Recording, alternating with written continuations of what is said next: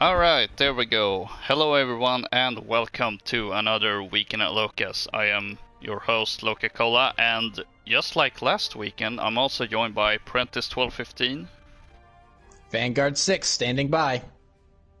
and Dax the Corp. I can't believe you made us play Ace Combat. Or what am I doing with my life?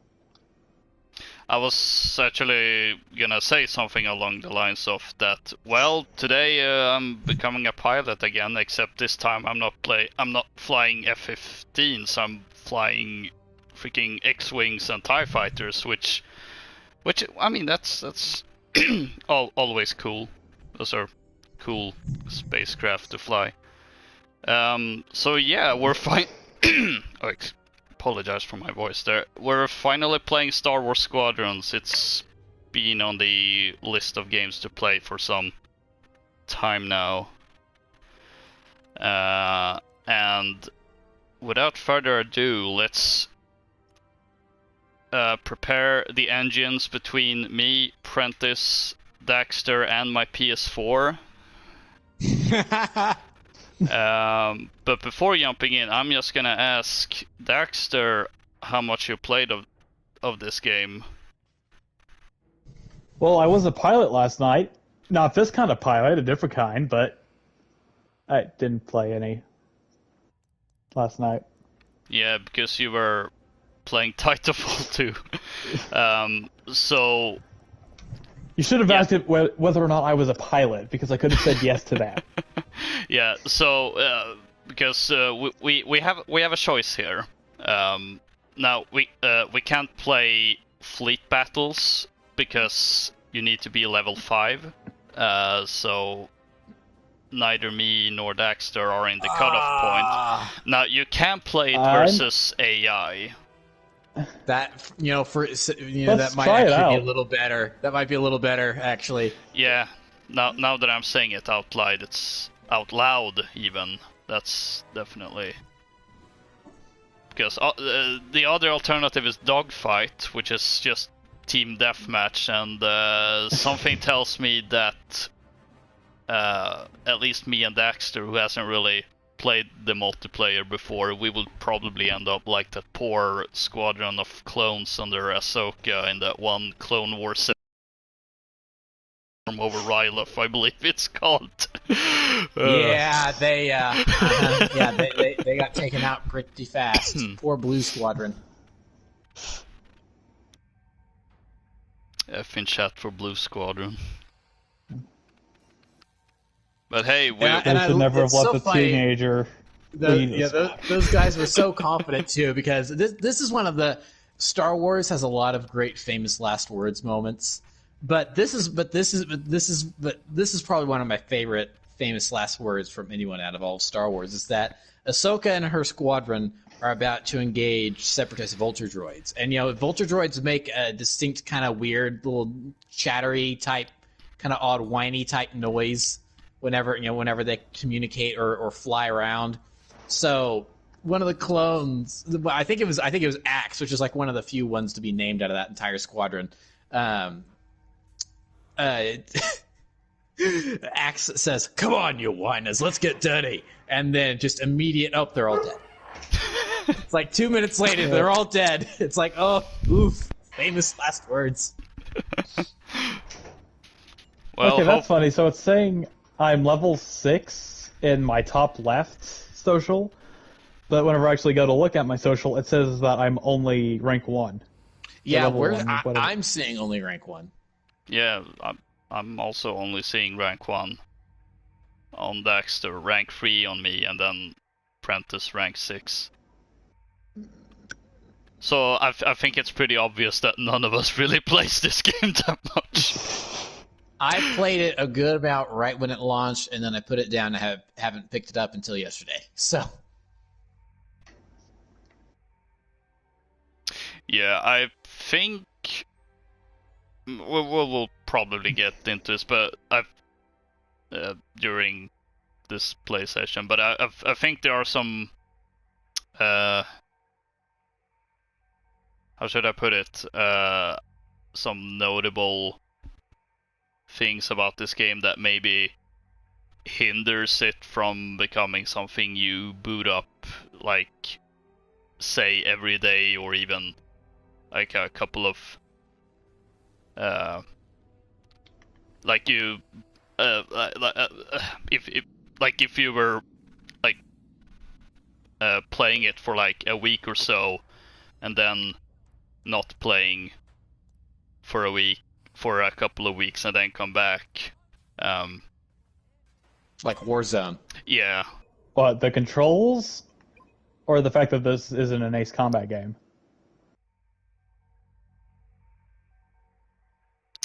I was thinking more of the lines because I think the fact that Prentice brought up Warzone as a example is actually very fitting of where I was going. Because most multiplayer games or modes these days tends to be of a very live servicey nature, and this one is kind of unique because it's not really a live service. I suppose it's a live service in the form that it exists and it's alive, and that's about it. Yeah, I was even gonna say that you could argue that this is a live service game in the sense that I think they're still occasionally releasing different cosmetics. So, like, on a technicality, I suppose you could say it's a live service based on that, but in terms of actual, say, maps or new spacecraft, not so much. Although that one bit is a little funny considering they did add 2 spacecrafts. Which they said they weren't going to do, so... So that's more than was advertised, so it's kind of the... I don't know, I guess you could say the opposite of Battlefront 2, that I think we were expecting to just be constantly updated until a potential sequel, and then nope.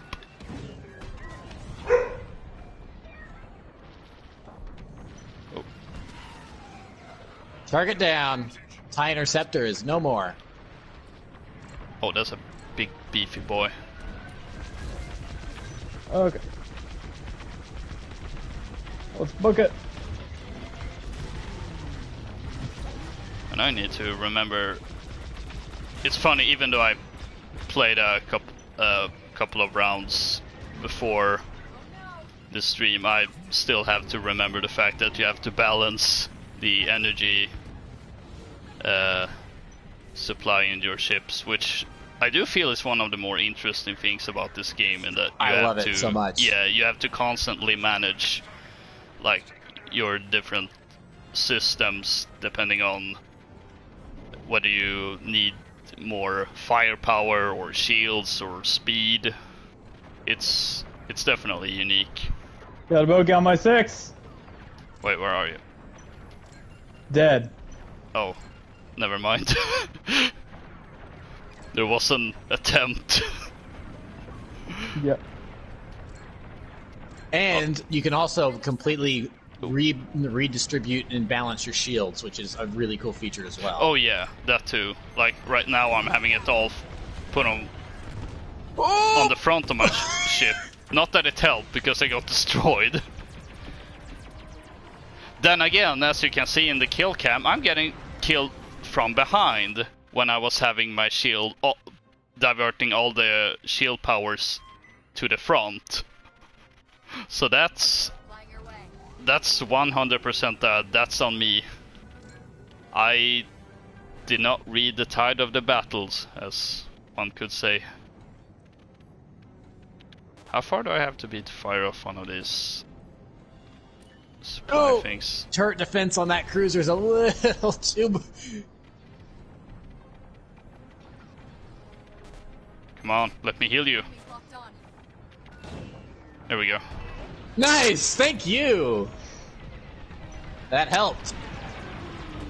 Oh boy, oh boy. Missile incoming. Not good. There we go. I'm gonna have to get in really close here to get this turret.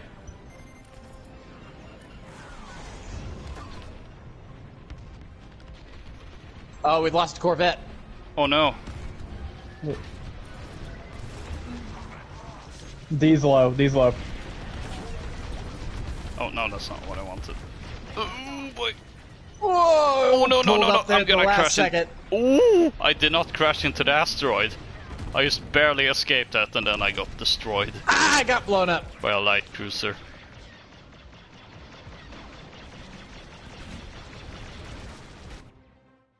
Yeah, no, I don't think I need to watch that kill cam. Ah. Y'all aren't ready for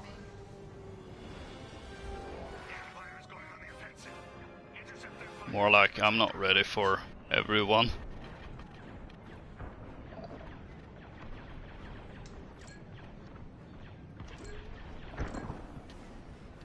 Come on, let me just... All right, little change of pace. I am now operating as a B-wing.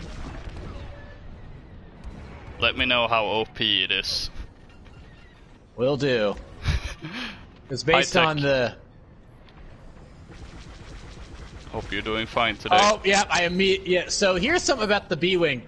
The B-wing has a mix of regular blaster shot, at least in the default loadout, has a mix between regular blaster shots and ion shots. So you're disabling the enemy as you are shooting at it. So shields. Oh no! If you're shooting at a ship that has shields are not going to be a problem because you can take down the shields a lot faster and then blow them up. Huh. That doesn't sound totally overpowered at all. Nope. And also, if you hit a ship enough with ion blasts, they'll just stop dead because their electronics are just totally fried. So. Oh, it's self-repairing, I guess. Oh wait, I did supply him? Okay. Oh boy. Oh, my power was already... Oh, wait, I'm gonna turn around. Help that poor Y-Wing. Have some supplies!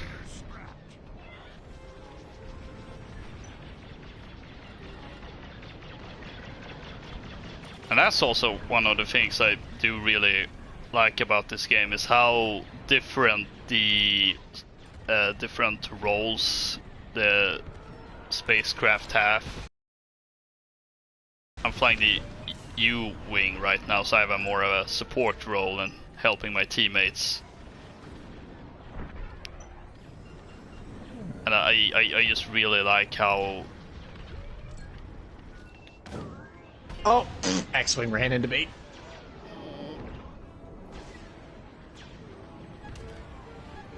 of how different flying these different roles are, but also even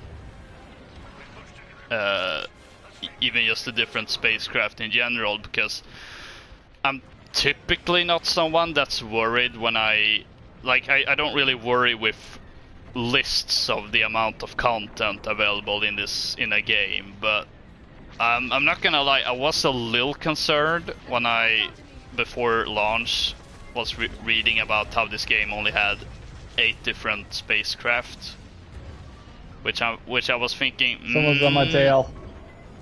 like, that sounds not a lot at all. And I suppose to a degree that's because, well, I don't know how much they actually can have available, since it's Star Wars. I don't know all of the different spacecraft, especially not during this era. Like, I feel it was prequel era, they could probably have bumped it up by a dozen. Yeah, there's a lot of different ships in the prequel era. Yeah, but thankfully, as I've said, the different crafts feel so different to each, to one another, and on top of that, they also added 2 more. So they kind of fixed it. Well, they both kind of fixed it by just adding more, but also by just having the game designed in such a way that they just all unique and different to fly. I don't need to see a kill cam of a static cruiser. I know perfectly well how I died.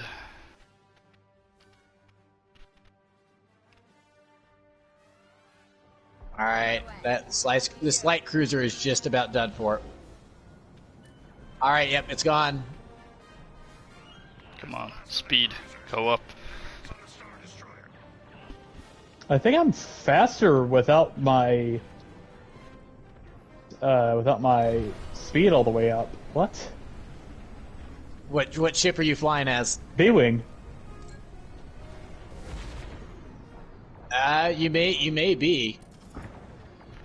I'm 79 normally without it. 70 whenever 69 whenever I hit the normal, or whenever I go max.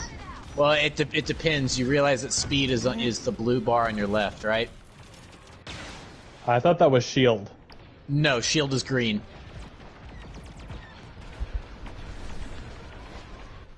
Oh. Yeah, see, because I'm the B wing as well. When I hit full speed, I just went up to 99. So, Let's do this right. but the Dang good it. news was you were very well protected while going a little slower. Yay. Oh, I am not good at interesting. this at all.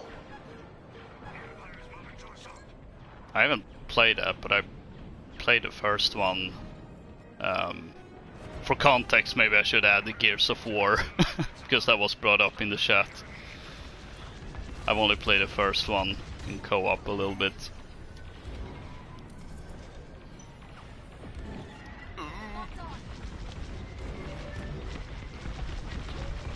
Now, I don't know if it's because I haven't really played much of the multiplayer, and I just don't have the attention span required, but I feel the tides of the battle seem to shift very fast, like going from defense to offense. I don't know if Yes, it's just me. It depends on how often you lose ships. Yeah. So if you got a team with a lot of good pilots with you and you're managing to stay alive, then you're going to be on the offensive most of the time. What is But shooting me? But if you keep losing ships, then yeah, you're going to be. And both sides keep losing ships. You're going to be swapping back and forth pretty fast, and often. Yeah. It seemed relatively straightforward when I was playing the tutorial, and then I played a solo match versus AI, and I just got completely stomped on.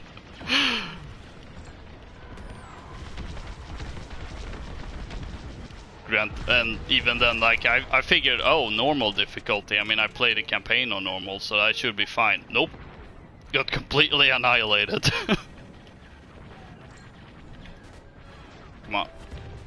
Come on, fire. Oh, come on, fire the thing. We're going back for the Star Destroyer. Guess I'm not. If someone wants There to we go. jump into a Y-wing and maybe head for those shield generators on top of the bridge, that might help. Because it'll take their shields out much faster. Let's see if I can. How do I repair my ship again? Square?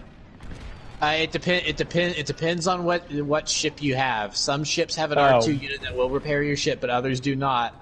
Yeah, I'm flying back to our capital ship, so I can switch out the U-wing. No U-wing. Okay, that was awful.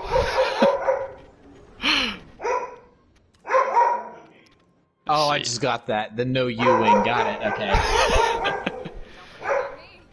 I did a number on their shield generator, so their shields are about at half. Alright, I'm coming in with the yes wing. Oh boy, the camera controls are definitely not awkward in a non-VR context. Yeah, that is one thing to mention about this game, is that it was definitely 100% originally intended for VR. Oh, that poor TIE fighter was stuck. Yeah, because I actually have a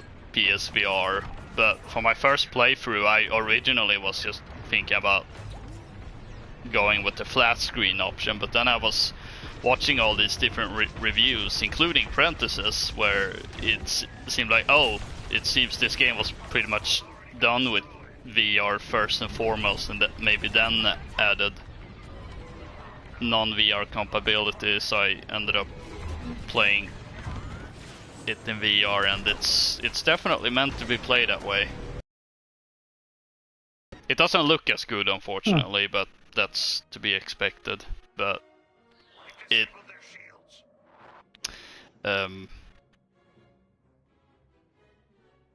I completely dropped the wording there. It's on the way. I think the trade-off's worth it, because it doesn't look quite as good as it does right now, but it does feel very immersive. And less awkward to look around, because I have to double tap on the R3 button, which is a little... Right, I was trying to remember how to do that. How was I supposed to know that was... Okay, that's not solid. Or that Nope. is that this white space is solid. Also, Daxter, remember, if you're playing as the B-Wing, you can rotate your ship around. I wasn't a B-Wing. L1. I was a Y-Wing. You were a Y-Wing. Okay, well, you were playing a B-Wing earlier, so I thought... Yeah, I mention- was. Yeah, I figured that Oh much no! out. I just got to the Star Destroyer. Yeah, time to shift tactics. Back on the defense, boys. Ow.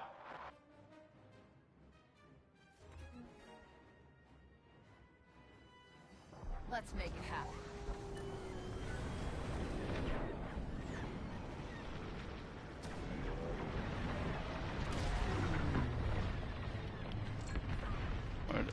Oh, was he maybe killed?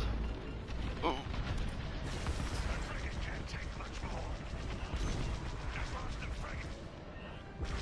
That stupid raider.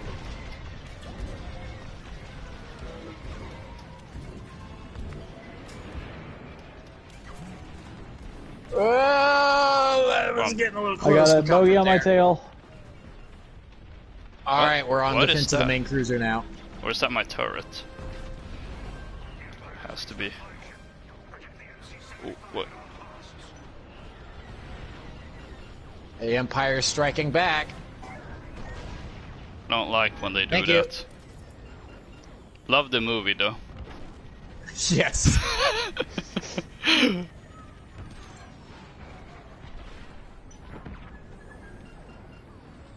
Wait, oh.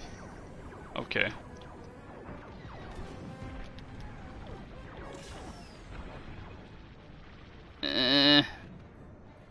It is a little awkward to sit here alone in my U-wing, even though it has, even though it is a two-seater.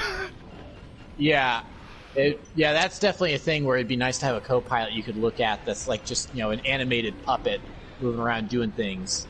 That you're really controlling all of it, but, you know, you like hit the missiles and, you know, you hear your co-pilot say missiles away or something. So that state of play, huh? That was disappointing. It's a state of play. Of course it was disappointing. I was gonna say that. I mean, what were you expecting? I'm sorry. Not close enough. A Nintendo Direct. It's An hour of new games coming out soon, which would basically equate to Rift Apart No. and The Last of Us No. Part 3, Part 2 and It's a half. never been like that. That's not what state of plays are. State of plays are, unless they're like around E3 time, state of plays are, and even then, I don't think they really call them state of plays when they're around E3 time. It's like, you know, like Sony Showcase or something like that, PlayStation Showcase or something like that. Here I come. State of plays are, all right, here's 20 minutes of a quick update on stuff that we've got coming out in like the next quarter. And that's it. They're not going to detail, you know, the next year's worth of stuff. There we go. Apparently I couldn't supply you while doing a flyby. I had to be behind you. So the power system's on the belly of this ship. It is. Gotta scratch it real good.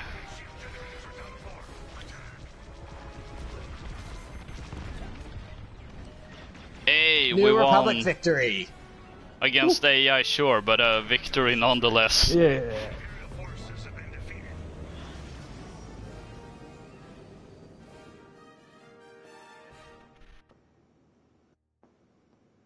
Ooh, I got a trophy. Stronger together.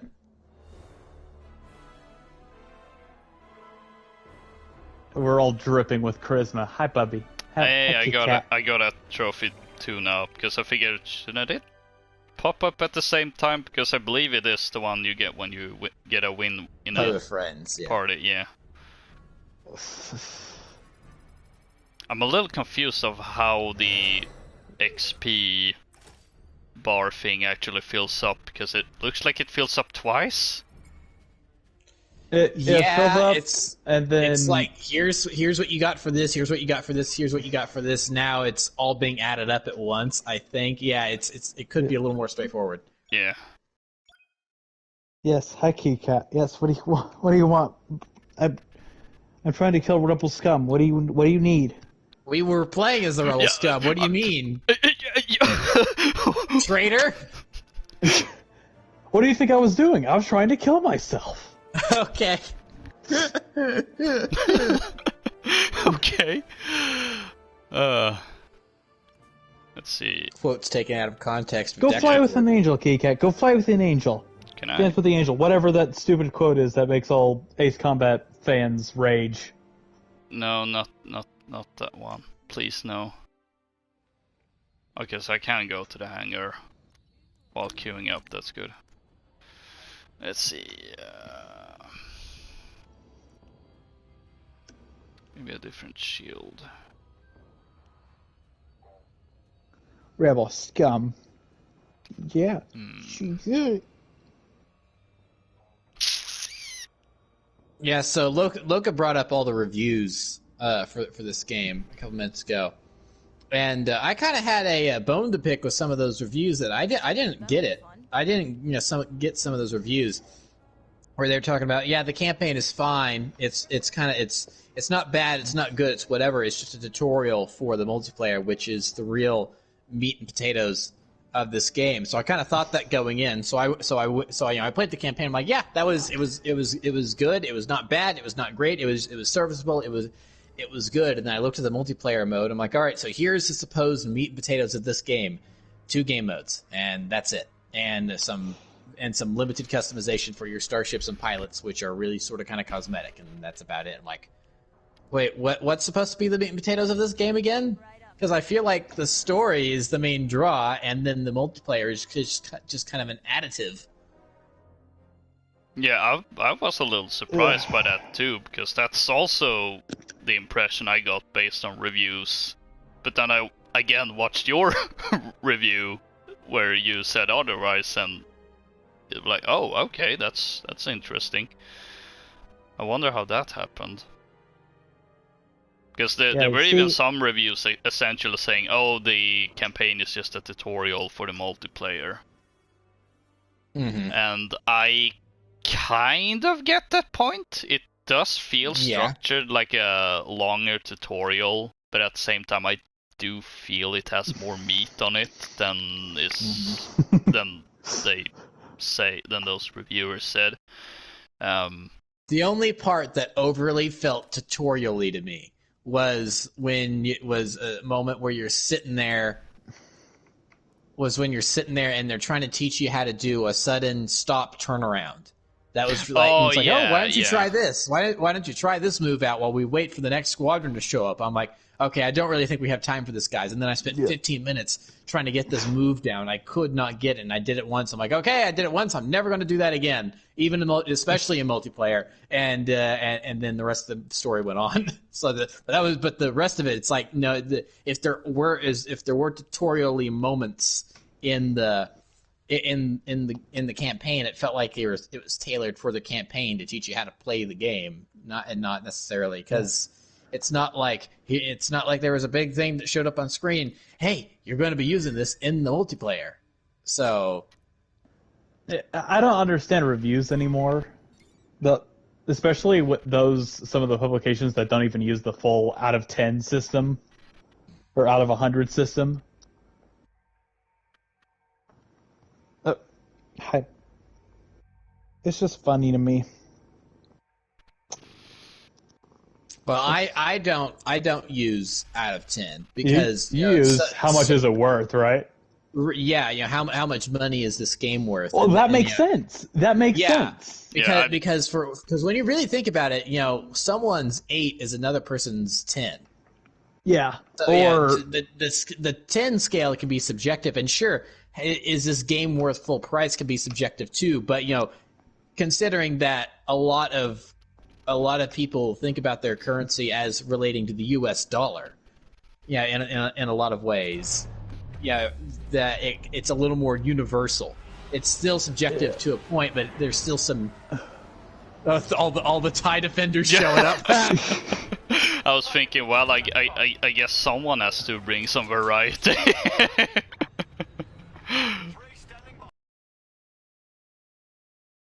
Program of the Imperial Star Destroyer Chimera in here, which Rebels fans will remember as Grand Admiral Thrawn's Star Destroyer. Yep. what do you want? Okay, I can't concentrate. Ooh boy, lots of green and red. Pretty stars and asteroids.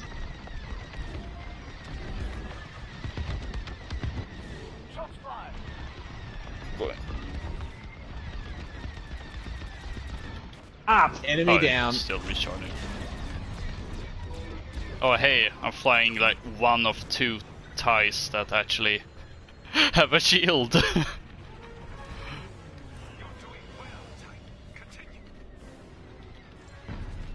Actually, the TIE Defender has a shield. Like it's all shield and no. Yeah, I know, that's why I said I was flying one of them. The TIE Reaper is the one I'm flying. The Reaper, yes. Is that the one that was in Rogue One? Or For is it about just 3 similar? seconds, yes. Yeah. Okay, so I didn't imagine it. Good. Yeah, no, it showed up once at the very beginning, and then another one dropped off the Death Troopers on the beach on Scarif, and that was it. Oh no, my poor teammate. Couldn't save him. Oh.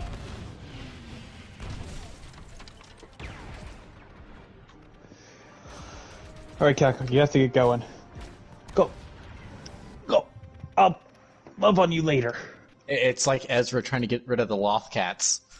Yes! Are you saying I'm annoying? That's not possible. No. Ezra's not. No, it's just that especially in the later seasons, whenever Ezra was around, and they were on the Loth cats came out of the woodwork to flock around him because some part of his force powers is that he has this kind of this oof that hurt. That he has this kind of connection with animals. Wait, why doesn't the TIE Bomber have any shields? Because most TIE fighters don't have shields. That's part of why TIE fighters blow up so easy when they get shot, because they don't have shields. Oh boy, that was a mistake. My husk of a TIE bomber just crashed into the back of the frigate and did damage. It's great. Oh! That's awesome.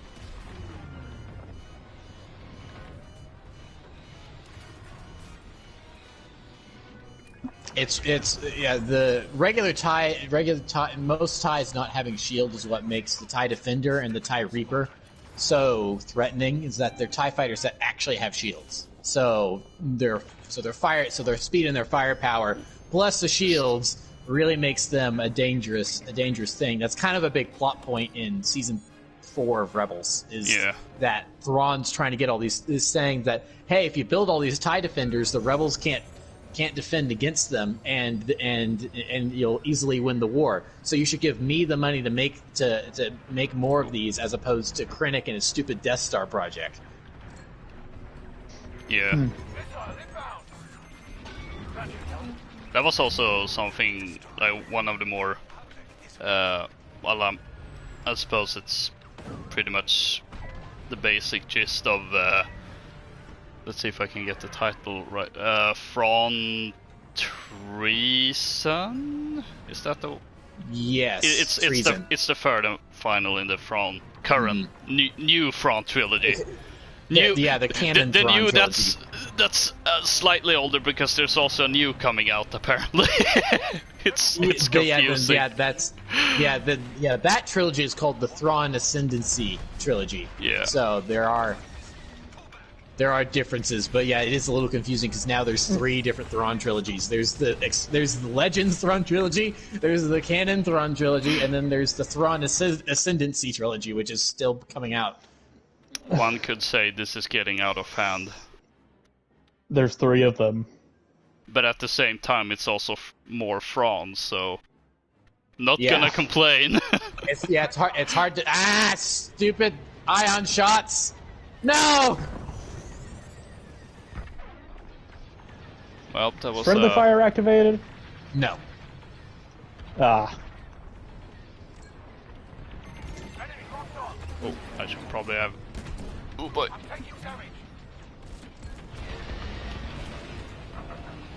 I was still recharging. Speaking of books in Star Wars books, this game also has a lot of tie-ins to the Alphabet Squadron trilogy. Yeah, that is right.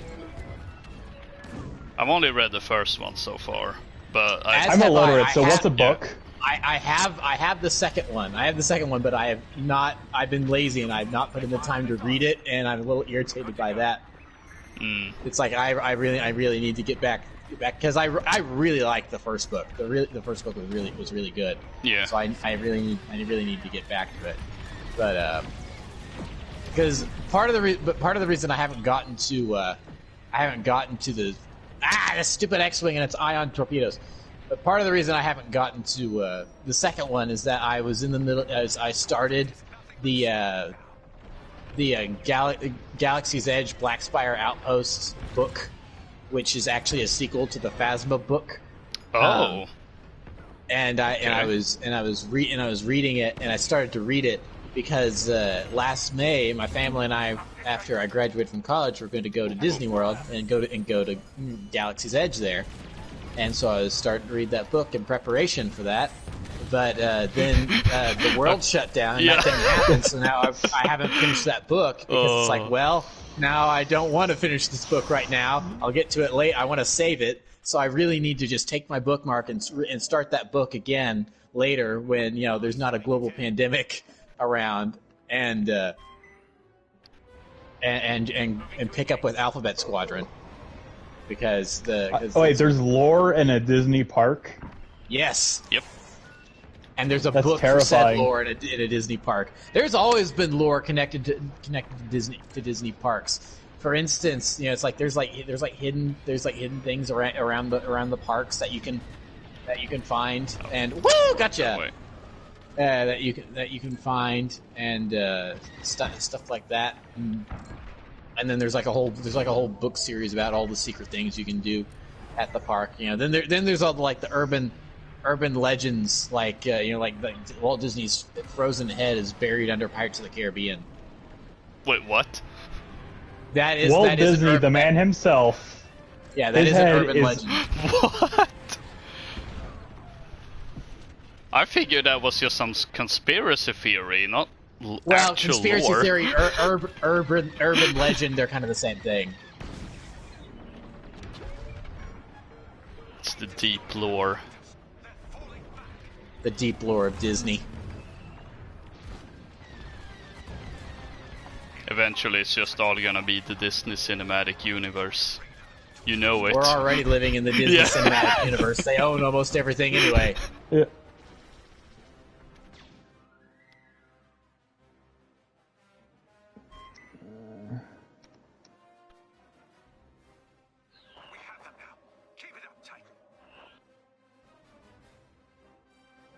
There we go. That was quick.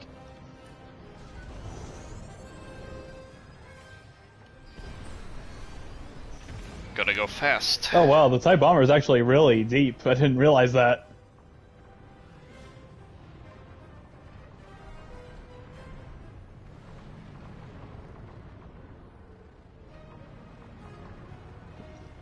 Can one? I was gonna say, oh, I'm flying upside down, but can you really fly upside down in space? I know no one can hear you scream while you're in space. We should really test that theory out sometime. How about no? Well, technically speaking, sound does not travel in space, so...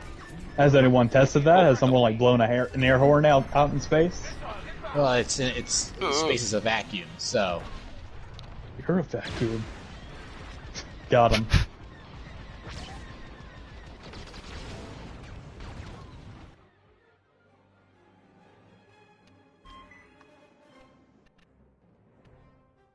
Oh, that AI really was an ace pilot. Oh, I totally forgot you can target square with the TIE bomber targets critical systems to target for the bomber instead of it being your shield, since TIEs don't have shields.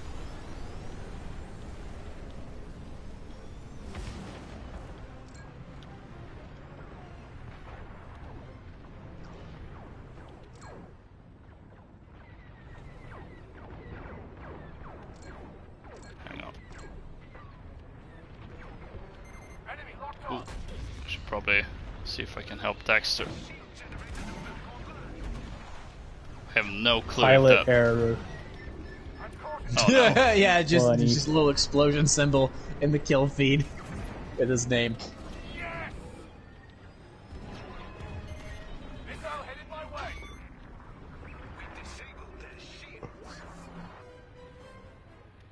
Boy, flying all the way over there, and now I have to fly back to replenish or repair my ship.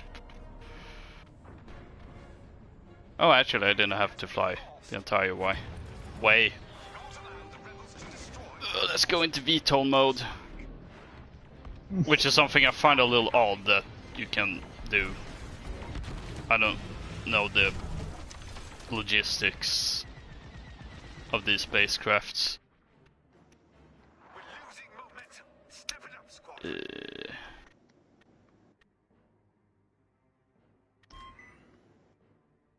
Got another trophy, Fearless.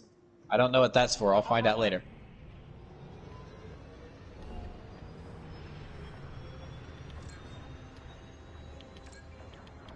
I hate not being able to tell where I am in space.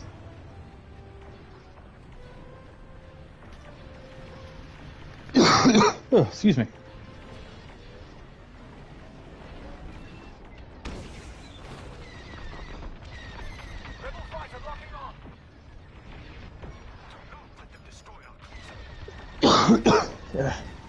Not again. Whoa! Yeah, I just had to go into VTOL mode as well there.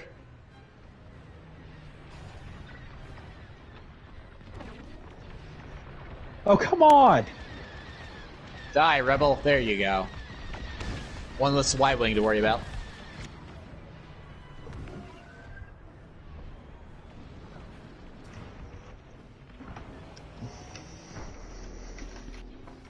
Alright. I see someone could use some supplies. Pew! Another Rebel down.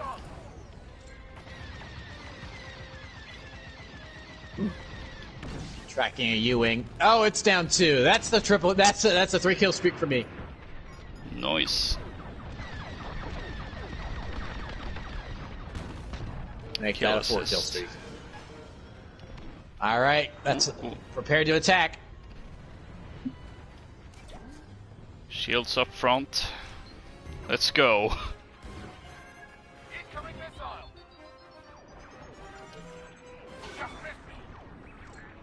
I have no idea where the shield generator on this thing is, though.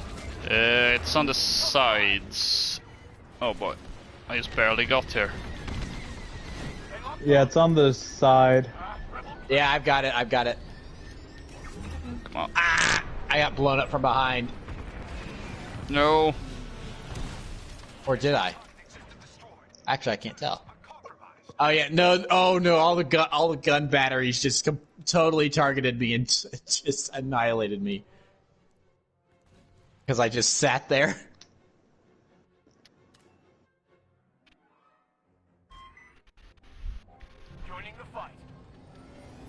There we go. Switching to defender.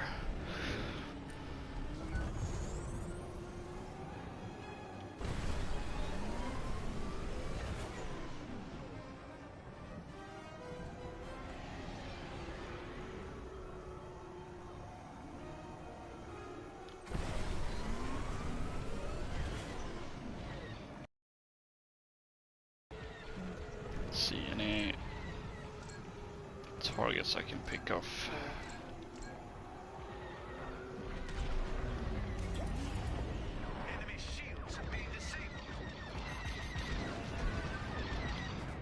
Oh no. Got out of range the moment I was about to fire. I'm caught by a tractor beam. Where is it? Oh boy. No! Ah, dang it. I couldn't find where the tractor beam was to shoot it. Come on. Give me a lock on.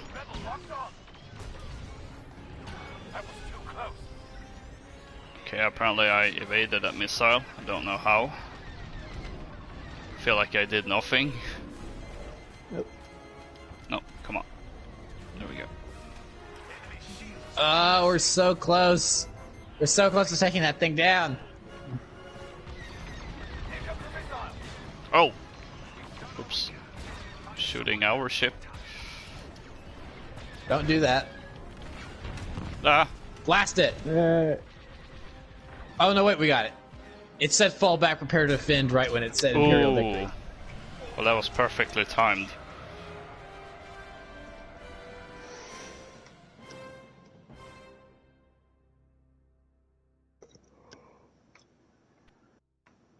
I love how almost all of us have the same. Poses. Yeah. Stomped. Another. Oh, got that too.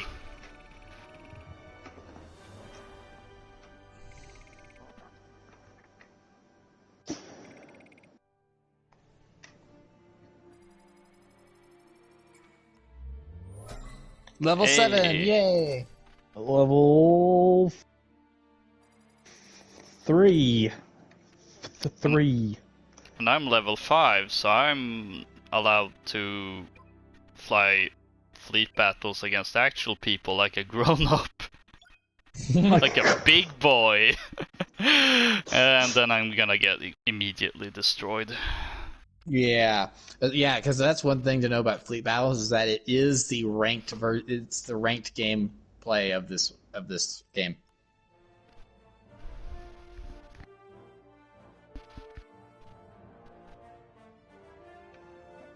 It's the sweaty mode. Want a match while playing in a party? Oh. Fleet battles unlocked, yeah, I know. Thanks for telling Destroyed me an enemy twice. while your hull integrity was 5% or lower. That one's fearless. So that's basically, I don't care if I die, I'm killing this person in front of me trophy. So what, how I choose to play this game? I will take him down if it's the last thing I'll ever do. So Stomped is one of fleet battles versus AI match with both capital ships and your flagship intact. Oh no, I didn't get a chance A lot of to. hidden trophies. I think most of the hidden ones are related to the campaign. Yeah, it's probably like, beat it on hard mode and stuff.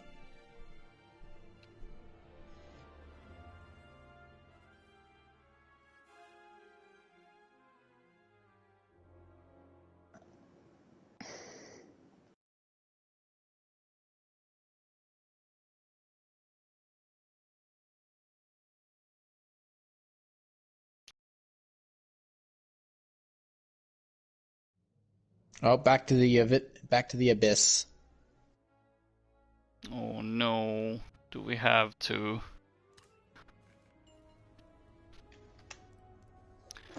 Let's see. Maybe.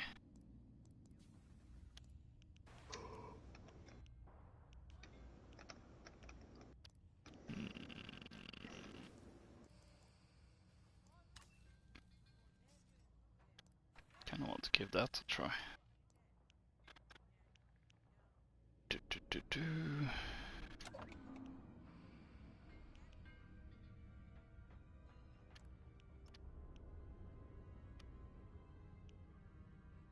Oh, actually, you know what?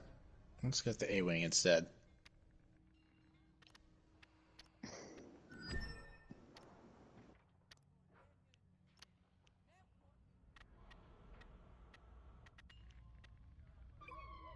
Speed motion. Well, I guess I will have to do. I'm glad that we can all see each other for our mission.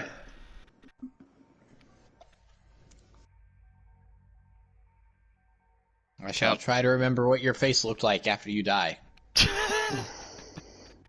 That's comforting. Yeah, I was the black guy.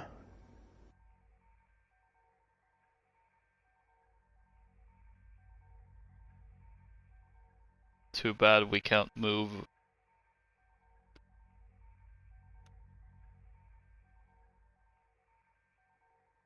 It could be like one of those PUBG pregame lobbies where absolute insanity occurs. Imagine that it wasn't built for VR. You can get in and out of your ships at will, and so then during the pre-round, everyone just flies into the other people's hangars and they just run around jumping on top of tables and stuff because there's not like blaster combat. I wish there were.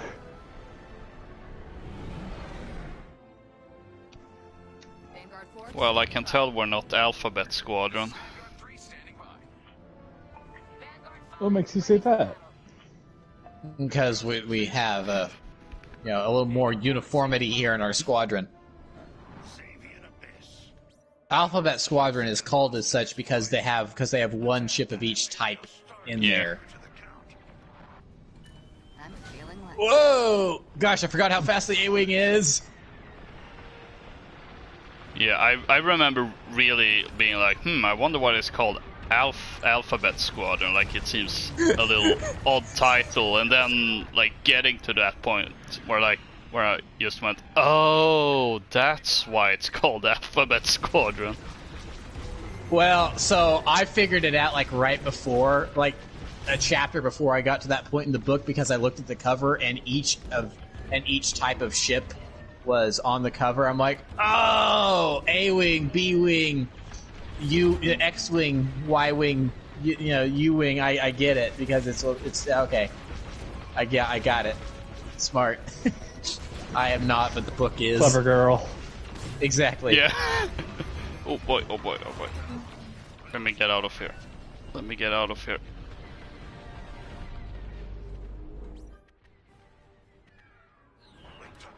Whoa! Oh dear! Oh dear! Oh dear! That's not good.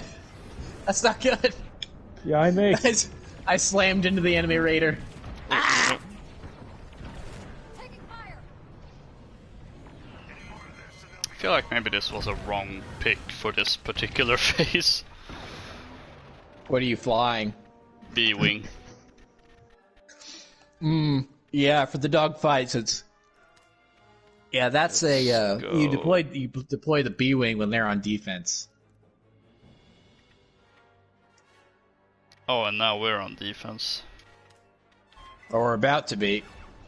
Oh no, wait, we are. You're right. Let's pick the If classic we're not careful, one. we'll be on extra. It's a good We'll all-round. be on extra defense. I'd love to see us lose. It'd be To hilarious. Yeah. On easy difficulty, I think it is too. Because I've got some PTSD from the normal difficulty. I like it felt more like it was hard. Which, speaking of which, I tried to play the campaign on, I think, the second hardest difficulty, but I had to give up because, like, first mission, it's, oh, enemy ship spawn, and then it's just green, and I'm dead. Yep. And then okay, so I guess I can't fly straight on. And then, like, no matter what I did, I just ended up dead. But I think that was mostly because I didn't really know all of the mechanics at the time, because they hadn't taught that. But I felt it still was a little weird in that I assumed, you know, oh, I mean, I've played plenty of What? flight games before, and this says, like, if you played plenty of flight games before, you should play on whatever the second hardest difficulty is, and then I just got destroyed. It's hard, me Angie, please fix. Oh my! Thinking about the story, that I love so the story of this game takes place between Return of the Jedi and the Force Awakens, but not that entire 30-year gap. It takes place in the year after the Battle of Endor, but before the Battle of Jakku, the end of the Galactic Civil War. So the Empire's on the run for most of this time period, and there's not really that much of a command structure. So a lot of admirals that are Imperial admirals that are still around are just kind of doing whatever the heck they like. And at one point in the story, you come across this one admiral voiced by Tom Kane, and he is just totally hamming it up. And it's like he's just doing all these reckless maneuvers to try to prove that he's a good admiral. And he ends up taking out this Corellian corvette that's way too close to a Star Destroyer. And so then your TIE squadron is saying, "Hey, you should probably let that Corellian corvette go. Otherwise, it's gonna blow you up because it's like right on top of you. I shall strike down the rebel scum and score a victory for our glorious empire." And then he blows up the ship, and then what's left of it starts falling right towards the bridge of his Star Destroyer. And so then your TIE squadron's telling him what an idiot he is. He's like, but I won, and then the Star Destroyer blows up. And it's like, what an idiot! Yeah. And this is part of why the Empire lost. Because it was just another Admiral Constantine who will not be denied the glory of this kill. Yeah, that was the one thing I was reminded of. Like, oh, there we go. Like, if only he had stuck to the plan. Yeah. Well, it's a good thing he didn't. Otherwise, all the rebel characters, rebels characters would be dead, and the rebellion never would have gotten off the ground. But yeah, but it's just poor Thrawn. The only reason he fails is not because of himself, but because of people below him that make their own decisions that are not good. Not everyone can be Eli Vanto. Nope.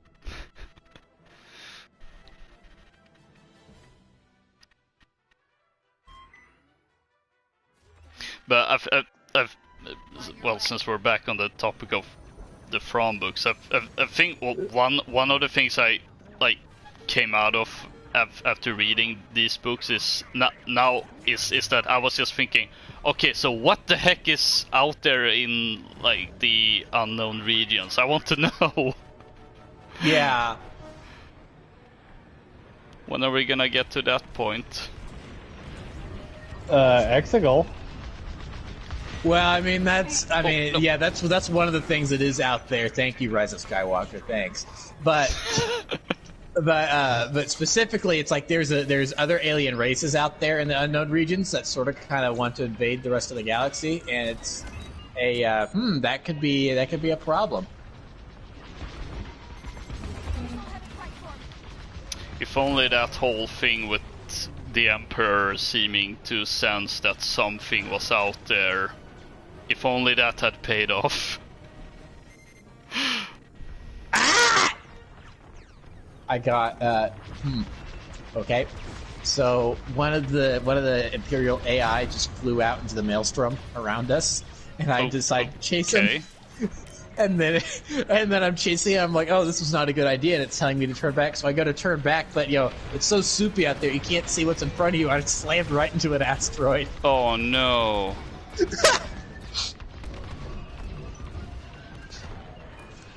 On the bright side, though, I did get the points for the TIE fighter blowing up. That's always something. Raider down. So it's like worth it. Oh no, TIE bomber just crashed right into our Nebula B frigate. Oh no. Thanks to Can't the have- resupply. Can't have You're any of welcome. that. I finally found my purpose in life. Running errands. Your luck's about to change. Ah, Piano Man, watch it.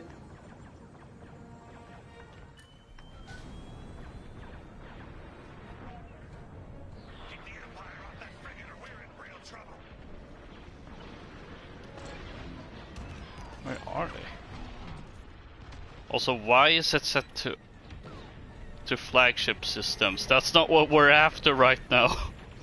Nope, we're on defense. Come on, objective tracker. Do your thing. There we go.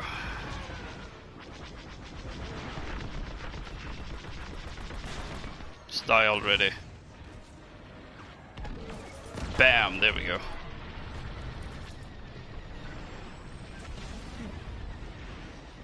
Gosh, this TIE is a lot of hell. Finally. There we go. Ooh. Ugh.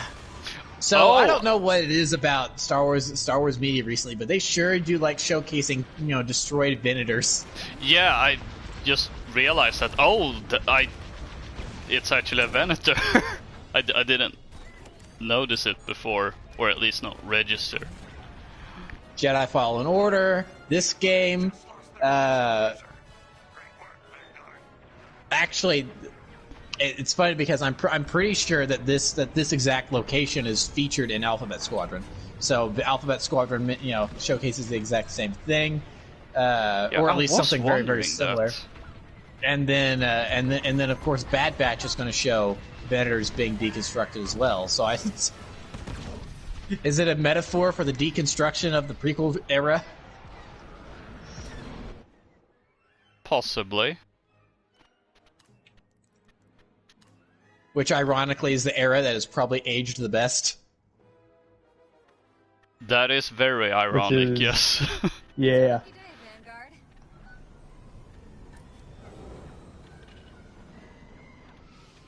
I was actually thinking about this the other day, that I don't know how it happened, but even though I think in terms of movie trilogies, I mean, I don't think there's that much of a debate. It's the original trilogy that's the better, but there's just something with the prequel era that is just more interesting, and It has more shades of gray. yeah. And to be fair, I guess it's also more fleshed out in the Thank you, current Clone Wars. canon. Yeah, exactly, because of Clone Wars.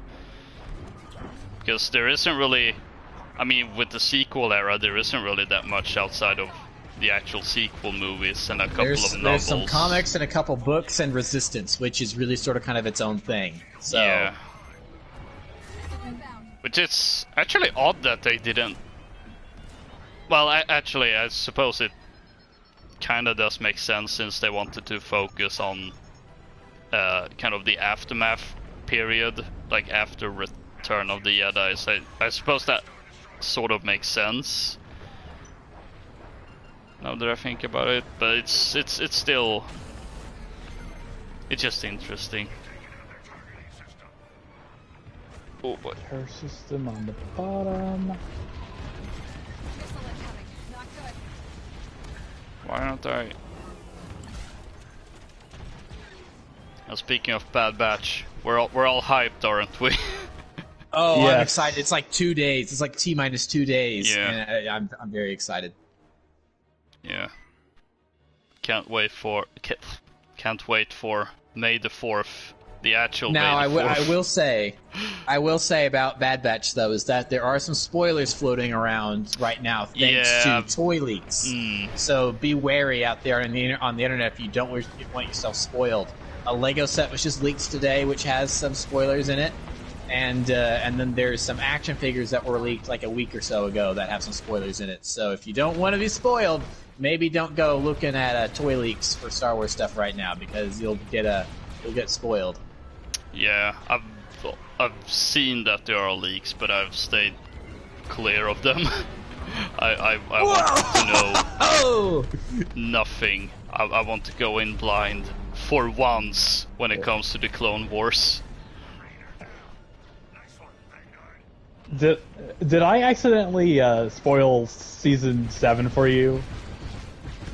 No, Was it it me or wasn't. someone else? No, it wasn't you. It was the fact that it came like a year after, or Yeah, that was not even that, but that was just dumb. half a that year was after. so Yeah. dumb. I'm insulted for Loka. On behalf of Loka, I am insulted Thank on behalf you. of him and the Swedish people. And we've been going over this before, but not only that, not only that it's released later, but they actually have had the audacity to not The put nerve. up the entire season at once. Like, nope, we gotta watch one episode a week. Like everyone else did. It's like, that was dumb. Yeah, that actually made me wait with getting Disney Plus because I was like, nope, I've waited this long. I can't.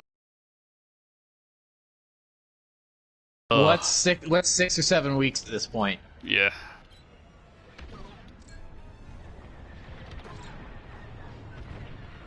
Alright, shield generators are over there. Woo! That hurt him. Tractor beam. Where?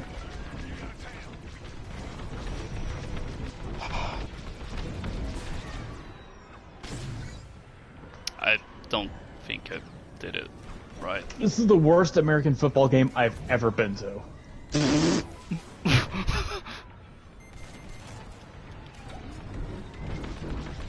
And I've been to some real stinkers. As in any American Yeah, I football was about to game. say any American football game.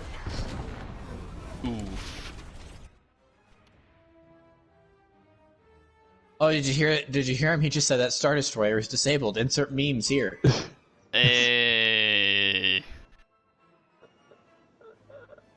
That one meme that definitely wasn't used for literally everything.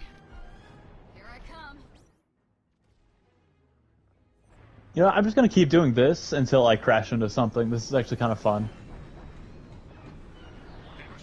I don't know why, but I get such a satisfaction out of destroying turrets.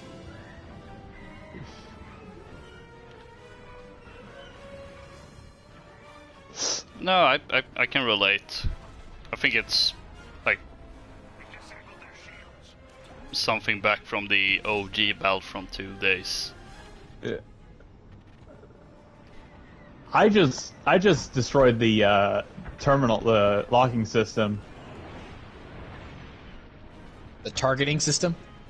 Yeah, that's what we won. Oh, I wonder how little I contributed. I hadn't quite gotten there. Oh, the Twi'lek showing off with their skin Yeah. and their helmet Oh. balancing skills. And the rest of us just pain.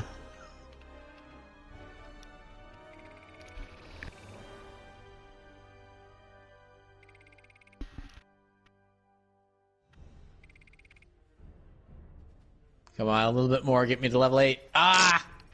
So I'm so close. I'm literally to like level 6. I'm literally like 400 points away.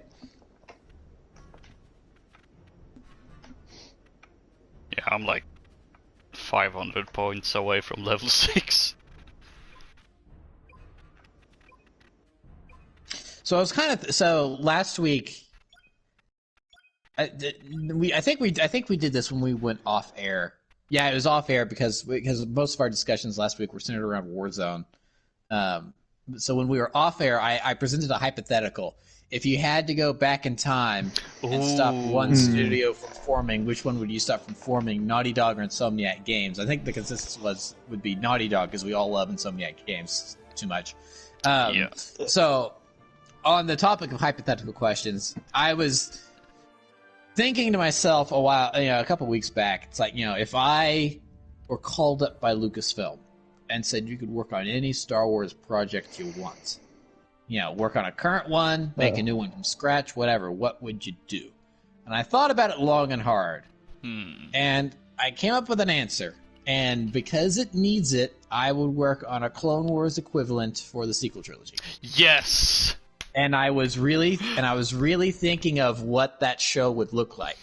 So I kind of came up with what I thought would be an interesting concept: is set it in between The Last Jedi and The Rise of Skywalker. So you have it like Clone Wars, where it's set in between Attack of the Clones and Revenge of the Sith. The middle movie and the last movie of their respective trilogies. Also, have it be very character focused like Clone Wars, which is kind of needed for the sequel trilogy. It was needed for the prequel trilogy at the time when Clone Wars was first coming out. It's definitely needed for the sequel trilogy. And then in terms of art style, so are you guys familiar with the Galaxy of Adventure shorts? Sounds vaguely familiar. Why do I know that? Maybe. I think so. So basically what they are is that they are really short, flashy, animated shorts. Oh yeah. I think I know what you're talking about. Oh, Star Wars Kids YouTube channel. They're not really interested in telling broad stories because they're mostly 60 seconds long, sometimes if that. They're not very long at all. Honestly, a third of those videos are usually the "Hey, subscribe to our channel" segment at the end.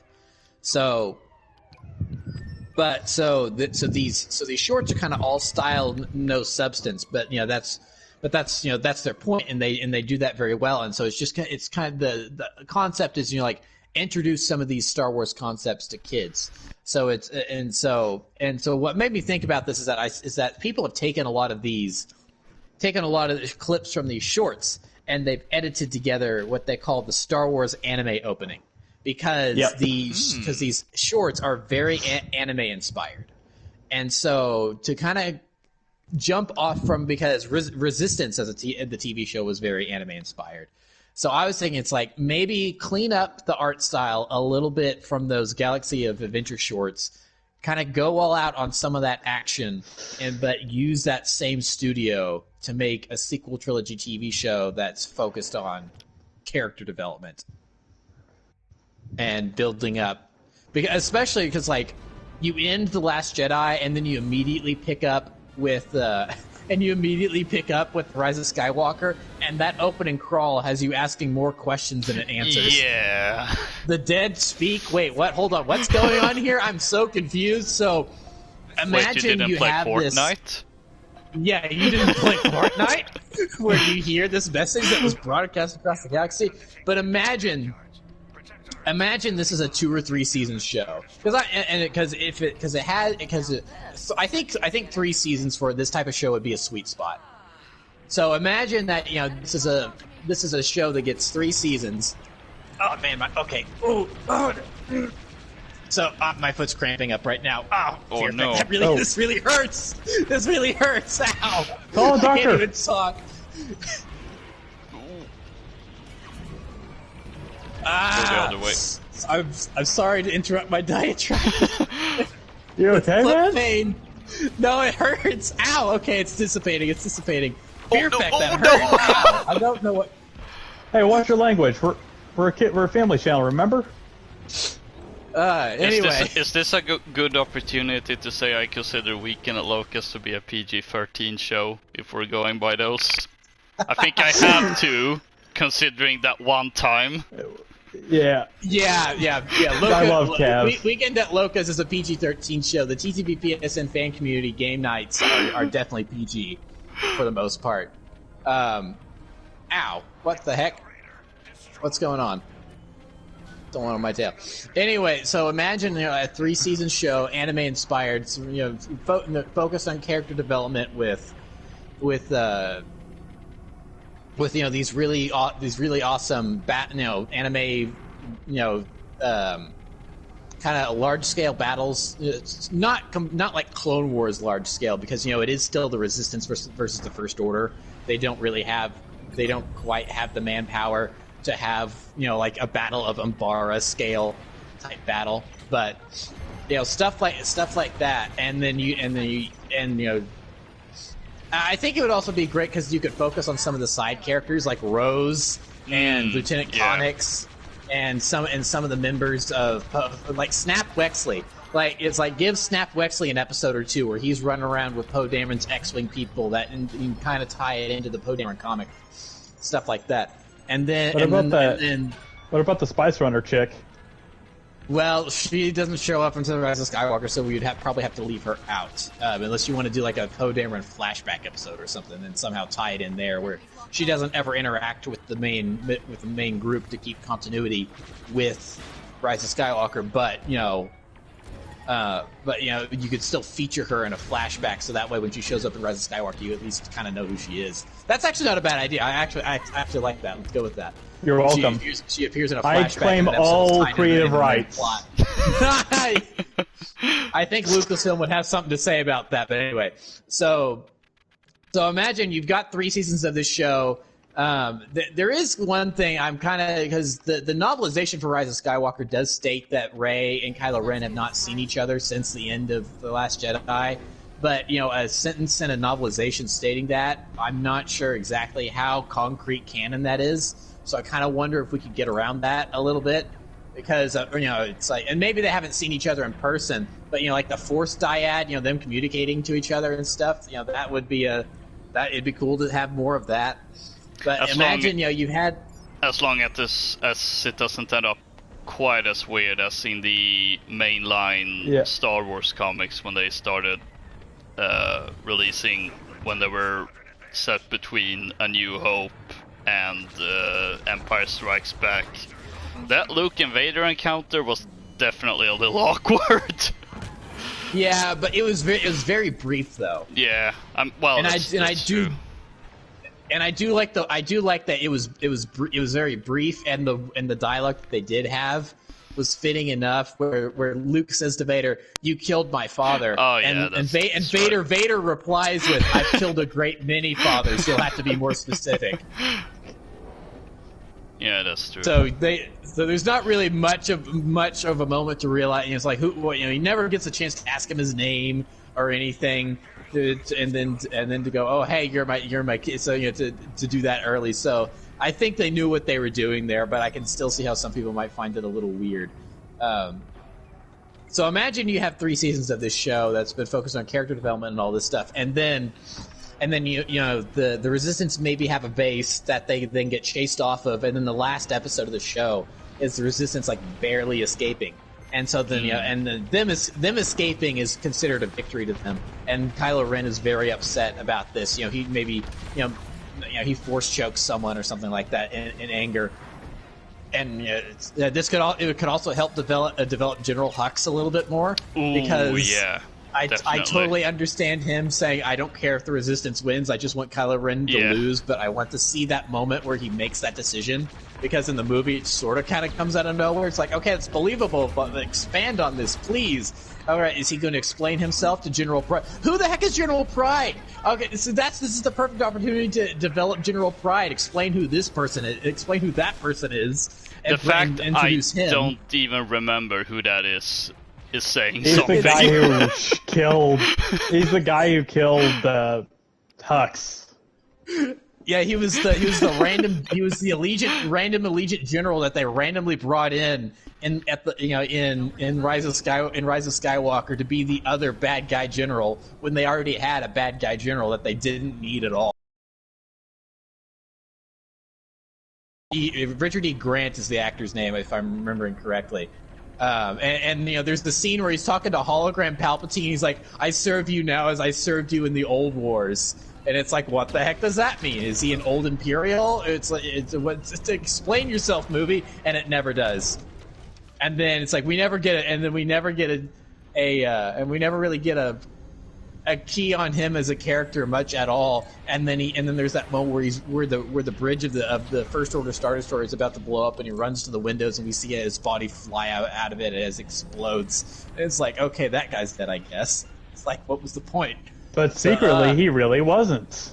The Star Wars. more I think about Rise of Skywalker, the more I get angry at it. It's like, I'm in this position where part of me is thinking I probably should watch it again because I've only seen it once. But then another part of me kind of doesn't want to.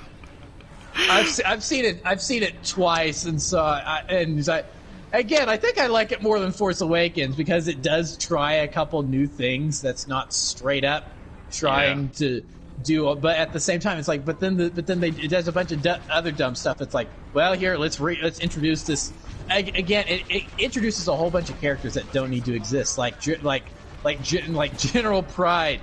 Or Zori Bliss. It's like, why did you need to introduce Zori Bliss and this whole Poe Dameron was a spice runner story arc when you could have been going to like Rose's homeworld and did the exact same thing or something? It's like, I knew a droid slicer. Who runs spice? Something like that. For Pete's sake, movie. So you have three seasons of this show that helps develop, flesh out characters, and then the resistance escapes. You think it's a victory for them, and then out of nowhere, everyone's communication gear clicks on at the exact same time, and no one knows what's going on. Who's hacking into our communication gear? How are they? Where are they broadcasting from? We don't know, sir. And the resistance is getting it. The First Order's getting it. You have people sitting at a diner getting it, and then you hear Palpatine's voice. The great error has been corrected. The day of the return of the Sith is at hand. And then the show ends, and then that's your lead into the Rise of Skywalker. That could sort of kind of maybe work. I'm not gonna lie, I got goosebumps just hearing that hypothetical ending for that show. Like, ooh, yes, this is what we need. And then maybe if you plan things out and present a good story arc, maybe you could get the cast from the movies back? Maybe? My voice goes really squeaky. Because it's like they have said so many things about not wanting to return to Star Wars and stuff like that. But I think part of that is because the production on those movies was sort of weird. It wasn't always the best working experience. I think The Rise of Skywalker, they were kind of making it up as they went along. So no one really felt that they had a really proper story arc. Yeah. So I don't know. Maybe if you came to them and said, hey, we've got it planned out. We have a story arc. Are you interested in coming back? You also don't really have to do a whole lot of, really getting into the zone, being out in the heat, acting. It's going to be in a recording booth. Also, Dave Filoni's like a creative consultant or something. And look what he's done in Clone Wars and Mandalorian. I don't know. Maybe you might be able to get John Boyega and Oscar Isaac back and stuff if you present it to them well enough. She I think you could 100% get back, if only because I think she's maybe a little starved for work right now, which we kind of discussed a couple of here. Again, I don't remember if that was on. If that was on screen or what, or if that was off air, but she's not really been getting a lot of work lately. So I think you'd definitely be able to get Daisy Ridley and Kelly Marie Tran for Rey and Rose. I think you'd definitely be able to get back. I think Billy Lord as Lieutenant Connix. I think you'd be able to do that. But the Poe Dameron and Finn, those would be the two guys. Like, I'm not sure about that. So if you could convince them with saying, hey, we have story arcs planned out here and stuff, and we're gonna get you're gonna get your 3 seasons, and in 20 episodes each or whatever, I think you might be able to get them back. It's like 50-50 maybe.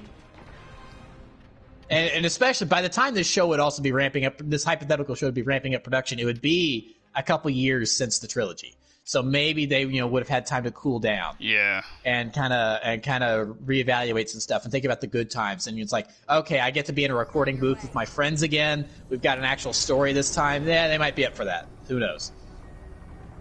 So also, Oscar Isaac isn't completely just not on, just completely against the idea of working with Disney as a whole, because he is doing the Marvel Moon Knight show for Disney Plus.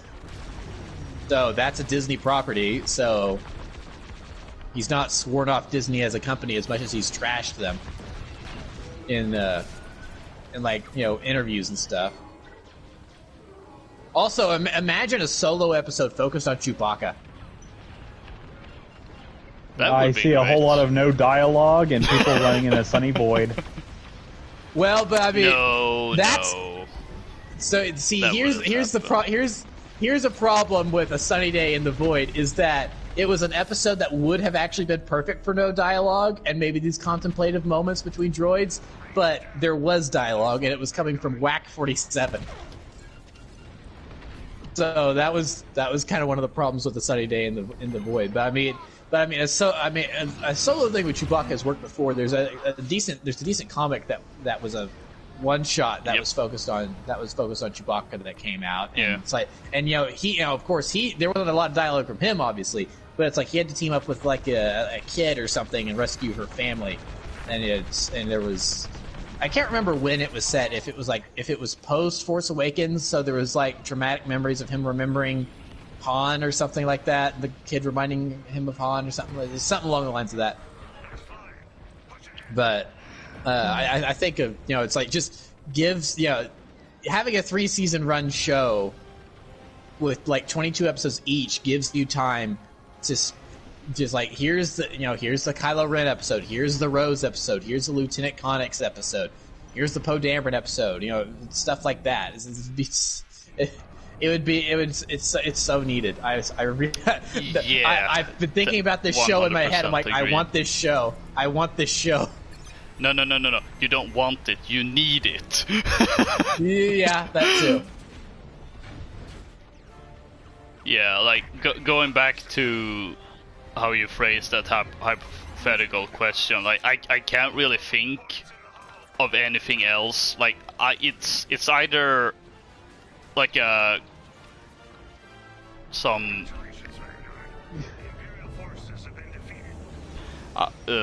some animated series that like the Clone Wars that kind of saves the or fleshes out the era of movies it's connected to, like either that or going back to me being like, oh, what's out in the unknown regions? I want to know. Like I can't really think of anything else other than that. Like I suppose maybe if I think a third alternative would probably be like bringing the Old Republic back into the current canon, but I don't know if that's necessarily needed. That might be a hot take. So that's unknown quantity right now because Aspire Media is rumored to be working on a remake of the Old Republic. Yeah. So if that is true, which at this point things are looking like it is true, the question is this remake of the Old Republic canon? And if it is, then there you go. The Old Republic, the Old Republic era is canon again. The stuff that came before, maybe not canon, but going forward, they can release new. This is going to be a weird sentence, but hang on with me. They can release new Old Republic content, and it will be canon. So but of course, as of right now, that remains to be seen. They're also working on this new High Republic era. Yeah. That's not quite Old Republic, but it's not quite Clone Wars era Republic either, prequel trilogy Republic either. And I think Republic sounds like a place where you go smoke pot.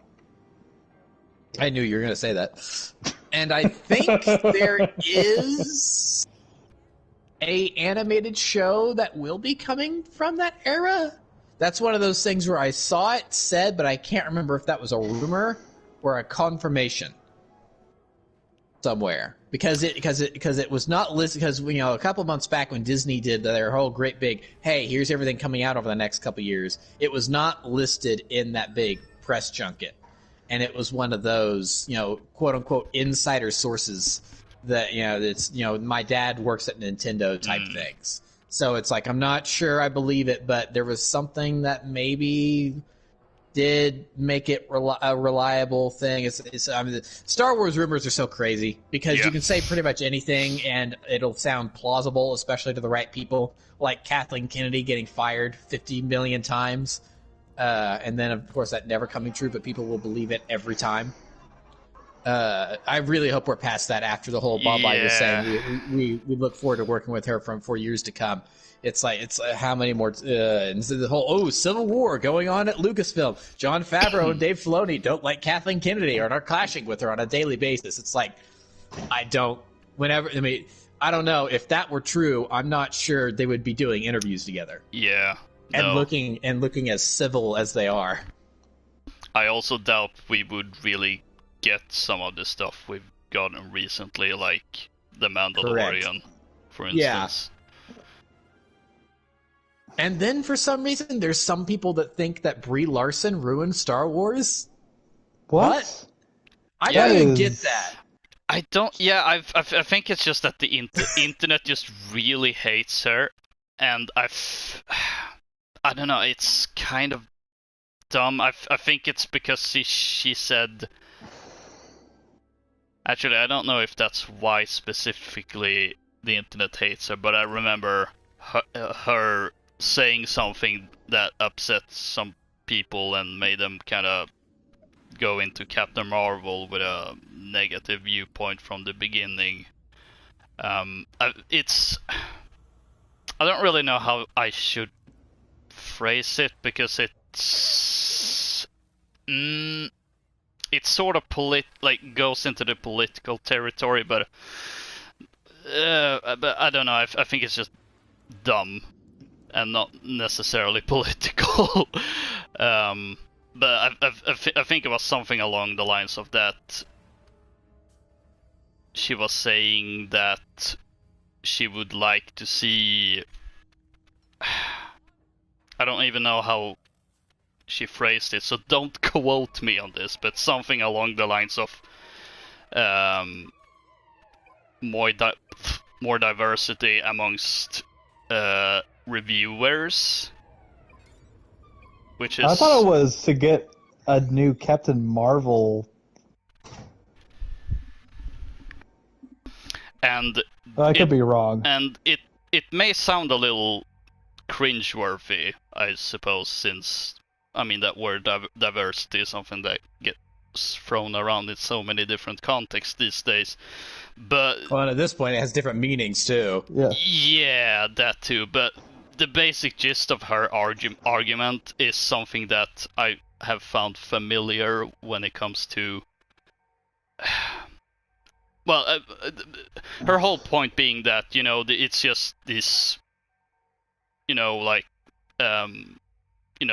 same type of reviewers that reviews every movie, and that may impact the reviews it has. And she's not wrong, because I don't remember the names of the movies, but there was a case where there was one movie that was about some guy, and it got fairly high praise, and then there was another movie but it was with a woman instead as the lead, and then even though it was fairly similar movie, it got worse reviews, and it could be because of quality. That's always the possibility, but then there's also the factor that the reviewers have a certain experience, so to say, that may not necessarily be reflected in this other movie. So they may feel more, I don't know, they may feel more engaged in the one movie that has a character that is more similar to them. And this is definitely a real thing. So it kind of comes down to that. So I understand her point, and I also agree to a certain degree. I do think it would help if there were different voices in terms of reviewing, and this got people upset, which I find interesting, because it's very often that, especially this last few years, that people get annoyed when critics give Marvel movies or monster movies low review scores. And they want people that are fans of these specific movies to review them so they get higher reviews. And it's, I suppose it's not quite the same thing, but it's kind of similar. So on one hand, you have the internet saying, "Oh, we need, I remember there was a review that gave Bloodborne a 7 out of 10, and people were throwing fits at it because no, it's a Soulsborne game. It needs to be a 9 out of 10. You can't have someone that's not a Soulsborne fan review the game, and it's like it's in that same territory. It's just that when it's this one thing, the internet rallies behind it, and when it's the other thing, the internet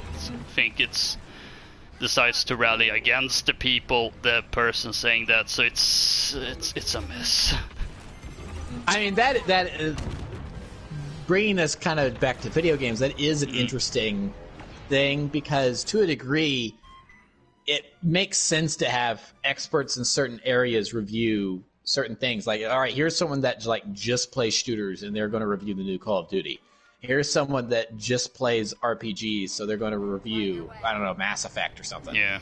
So I suppose, to a degree, that does make sense. But there's still the idea of diversity of thought. So let's bring in someone that's maybe not a complete expert, but they know enough to get by and see what they think here. So let's get someone that maybe is just a general fan of sci-fi to review Mass Effect and see what they think of the RPG mechanics and if that works for them or not. And if not, and it's like, and maybe they're just not that informed on RPGs, and so then you can look at that and compare it to other reviews and go, oh, well, this guy rated it low because he's just not a total expert on RPGs, so I can take that. And this is why you don't read one review. You read a bunch of reviews to then get a general consensus.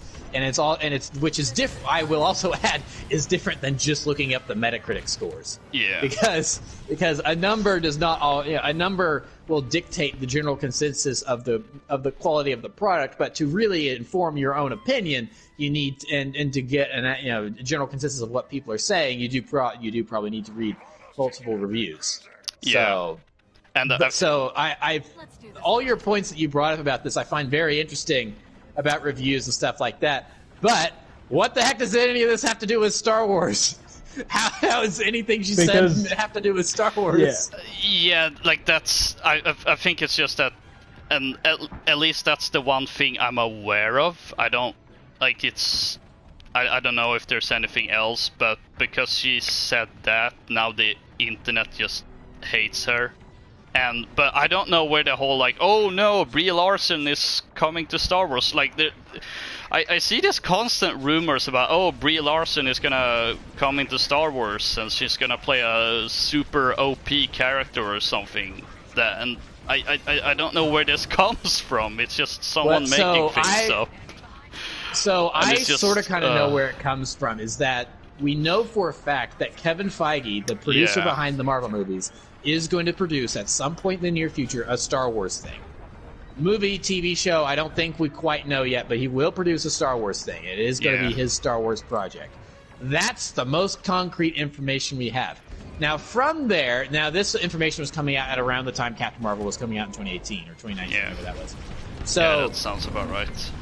So, there was speculation on the internet that Kevin Feige would then employ her to play. It was going to be an Ahsoka Tano project, and they were going to employ her to play Ahsoka Tano, which also clashed with the idea at the time that Rosario Dawson was going to play Ahsoka Tano. Yeah. So, which was why I didn't believe any of these rumors, because all these rumors kept clashing with one another. Yeah. And why I didn't believe that rumor that Rosario Dawson was going to be Ahsoka Tano until she actually appeared on screen. It's like, oh, okay, I guess that one turned out to be true. But it was hard to tell which one was true or not because of all the conflicting rumors online. So. But, the whole thing, Kevin Feige is going to hire Brie Larson to be Ahsoka Tano, and she's going to be OP and have no character. I don't even want to call that a rumor. I want to call that just baseless speculation.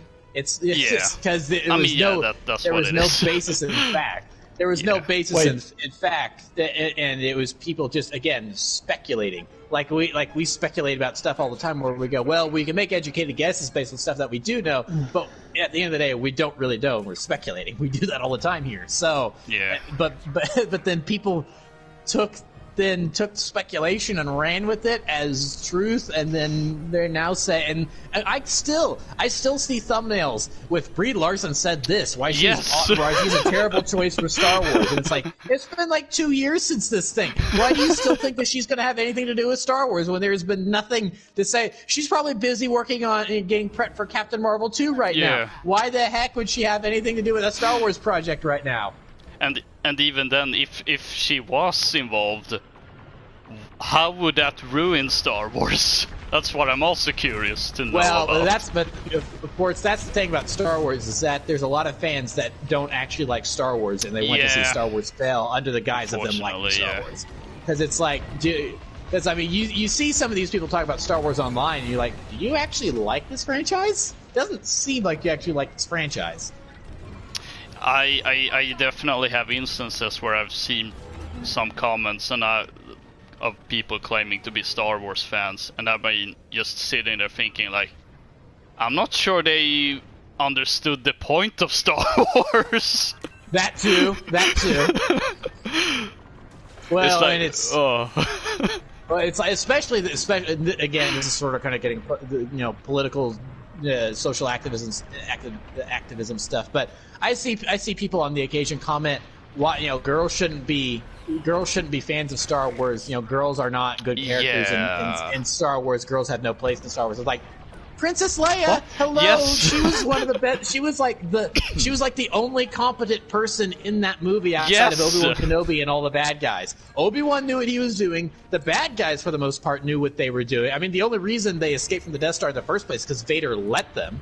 Yeah. Otherwise, they would have been swarmed by stormtroopers. Even if the stormtroopers couldn't aim, they still would have been over. I mean, it's like the battle droids. The battle droids are not a threat, but when you put them in large numbers, they're a threat. Same thing with stormtroopers. So it's like the only reason they escaped is because Vader let them. Leia and the Imperials were the only people who knew what they were doing. Obi-Wan let himself get killed. Obviously, that worked out, but still, Luke and Han were totally flying by the seat of their pants, and Chewbacca was just going, "I could shoot someone. I'm fine with that. I'm just a sidekick." So I mean, for Pete's sake, I mean, obviously Padme in the prequel movies, in the trilogy, has maybe a little bit of a spotty record. I think she's a pretty decent character in Phantom Menace. You can maybe complain about her character a little bit in Attack of the Clones, considering she's falling in love with this weird, kind of probably homicidal maniac. Again, probably homicidal. I mean, again, that's more down the direction and the acting than really the story. But then Clone Wars really, really redeemed Padme as a character. Padme's a really strong character. Oh yeah. Honestly, it's so funny because it's like everyone loves to bash on the political stuff and the Senate stuff in the prequel trilogy, Phantom Menace especially. But that's some of the most fascinating stuff in Clone Wars, is whenever the show says, all right, let's have an episode where it's in the Senate. And it's fascinating. I mean, there's a whole arc that is essentially just Palpatine going, I want to control the banks. Here's I go and control the banks. And that's tied in with Anakin and Padme sort of kind of having marital issues, and then reevaluating their relationship. And then having some good, blowy-uppy action as well. And it all comes together very, very well. So I mean, we've talked to death about how good a character Ahsoka Tano is. I mean, look at the cast of Rebels, Hera, Sabine. They're fantastic characters.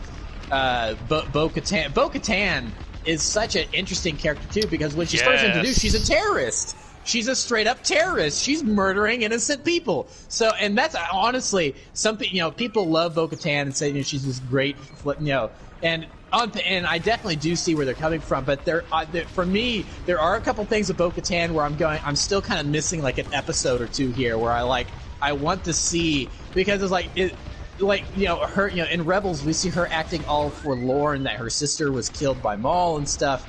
But it's like, well, but when you were helping Pre Vizsla and Darth Maul take over all the criminal syndicates, and Pre Vizsla saying that we were going to make sure the Duchess of Mandalore is dead, you seem pretty okay with the fact that Pre Vizsla is openly talking about killing your sister there.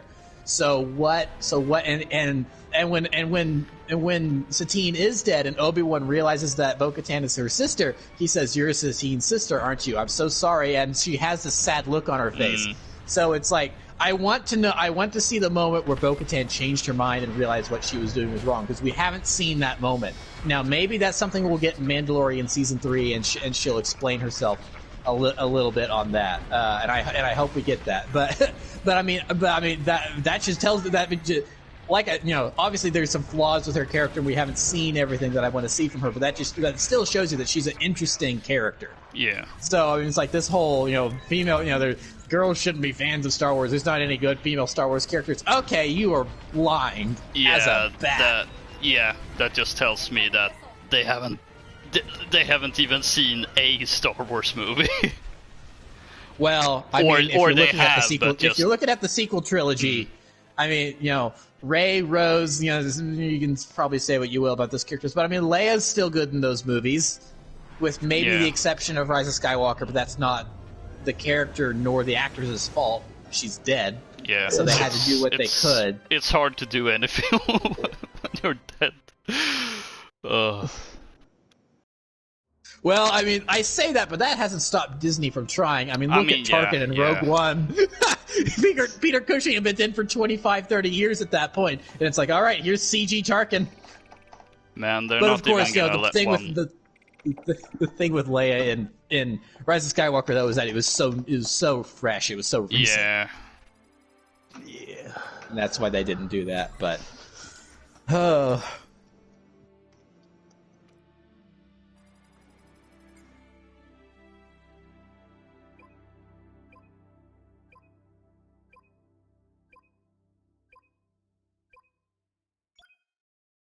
and honestly, I brought up Bo-Katan first, but Duchess Satine, I mean, she's a really interesting and good character. Yep. Again, I've said it before. That is a character. I do not agree with her politics whatsoever, but I like her as a person. Because her going, oh, Mandalorians should be pacifists and stuff. I'm going, Mandalorians should not be pacifists. That's not as fun as the warrior Mandalorians that are flying around on their portable high grounds and shooting stuff and making things go boom. But you know what? But you know what? But you know what, Satine? Your heart is in the right place, so I respect you. I respect you for that. Please don't get killed by Darth Maul. Oh no, you just got killed by Darth Maul. I'm sad now. Oh no. I mean, why do you think Obi-Wan likes Satine so much? She's a Mandalorian, and Mandalorians are the masters of the high ground with their portable high grounds with their jetpacks. Very nice.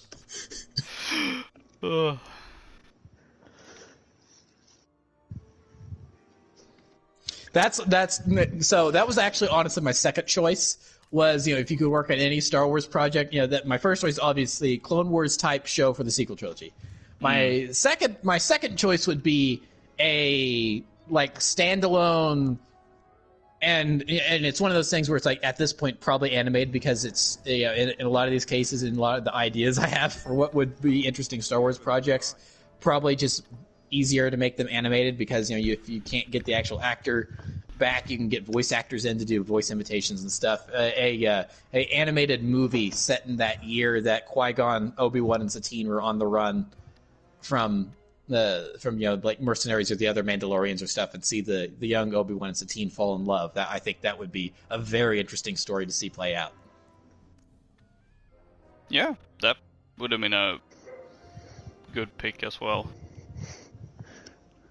Man, there's just so much you can do. And as exactly, there's so much you can do. I see again, one of the arguments I see a lot, is Star Wars, The Last Jedi or The Force Awakens, or something sequel trilogy related. Disney Star Wars has killed Star Wars for me. There's nothing you can do with this franchise anymore. It's like, that is so not true. People have used this phrase before, but it fits that there is it's corny, but it fits. There is a galaxy of possibilities with Star Wars. Yes. Not every project is going to succeed. I think we've seen that plenty of times. Prequel trilogy have their issues. Sequel trilogy has their issues. Those movies have their issues. Rebels, it gets off to a little bit of a rocky start depending on who you ask, but it gets good. Star Wars Resistance is really kind of but I mean, it's like there's been a couple books that I haven't really been a huge fan of. Jedi Fallen Order, not my favorite game. I didn't really enjoy it that much, but that wasn't really at the fault of the story. That was sort of more the fault of it kind of being rushed a little bit, in my opinion. But then it's like Clone Wars, the later seasons of Rebels, Rogue One, Solo, a whole bunch of novels I do like. A bunch of comics that are really good. It's like The Mandalorian, the freaking Mandalorian. I mean, there's so much you can do. There's still so much you can do. And then I haven't read anything from the High Republic yet because I wait for books to come out to paperback where they're much cheaper. It's like I am much more happy to pay $10 for a book for a paperback book 6 months after it came out in hardback than pay for a $40 hardback book when it first comes out. And just avoid spoilers online. But it's like the High Republic seems like a really interesting concept that they're exploring. It's interesting, especially since it's a period of time where the Sith are thought to be extinct. So you have Jedi going up against not Darksiders. These are just bad people that they're going up against. They're not Force users. So I mean that's an interesting concept. Let's explore the Jedi when they were at the height of their peacekeepingness. Yeah, I've also been waiting with jumping into the High Republic, although mostly because I still have a lot of stuff I still haven't caught up with before that. But I suppose that's a good thing too, since when I eventually take the dive in, there's gonna be just so much to it that I can just be there for a long time, so to speak.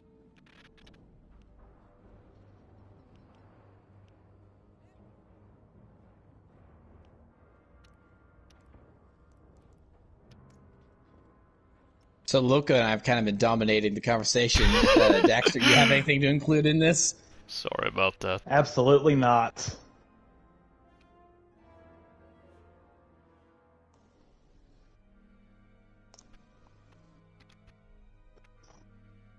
Man, I didn't get a chance to see if I had enough credits to get some of those funny cosmetics you can have in your cockpit, like Baby Yoda. Yeah, some of these cosmetics don't make sense. I'm like, I'm not so sure some of these are canon.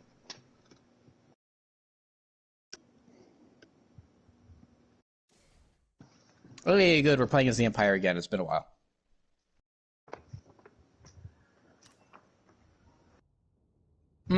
So this is kind of we've been talking about how we're excited for Bad Batch. It comes out in like 2 days. It comes out on May the 4th of 2021. Well, on May the 4th, 2020, Clone Wars came to an end. I know. So exactly a year later, Bad Batch starts up. So it's kind of a cool little. It's like poetry. It rhymes. Yeah. Thank you. George Lucas quote that's often taken out of context. Yeah. Yeah, that and the whole Jar Jar is the key thing. Oh gosh. But he is. Oh, I actually have enough to buy something, but not now. Because Yeah. everyone likes to poke fun at that whole Jar Jar is the key quote, and like, man, look at how misguided George was.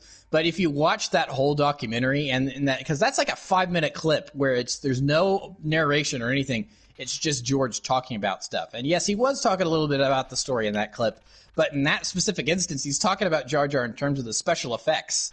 If we can get Jar Jar working in terms of the special effects, then then the rest of the special effects we have going for this movie are going to be a shoo-in. So, anyway, I just don't like it when people use that quote out of context. Yeah, me neither.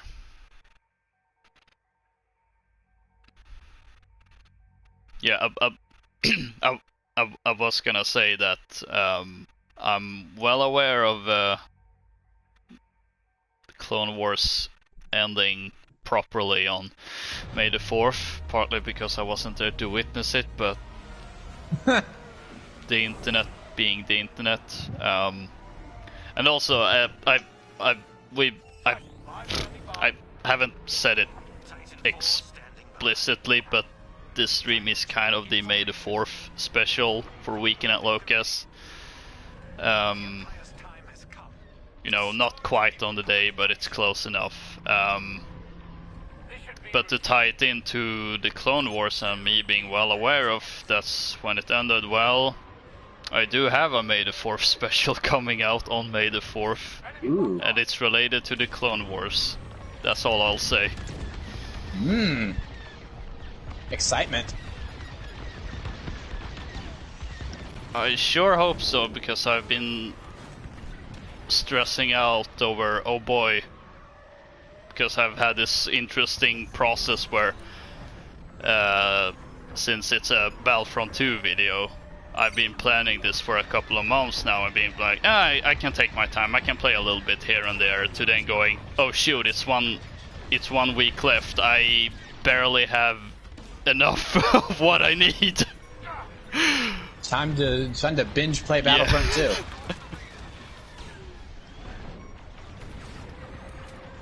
Oh, right, I don't have shields. Thanks, game, for letting us play for Rebels so long that I forget we don't have shields anymore.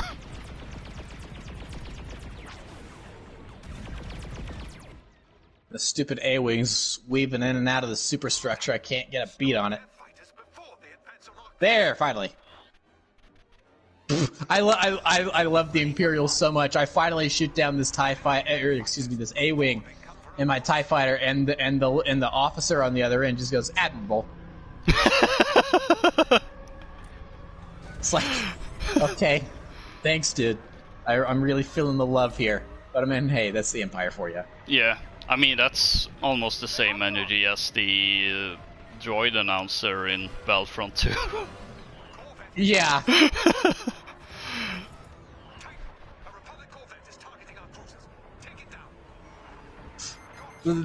Yeah, the droid announcer can be hilarious or irritating depending on how things are going. Yeah. Like whenever, you barely lose a match of capital, it's all your fault. I get so mad. If we get steamrolled, that's one thing. But if it's like we barely lose. Like it's like the ship went down with like 1 second left, which is really irritating. And it's like, this is all your fault. It's like, okay. Yeah, that's annoying. Sure.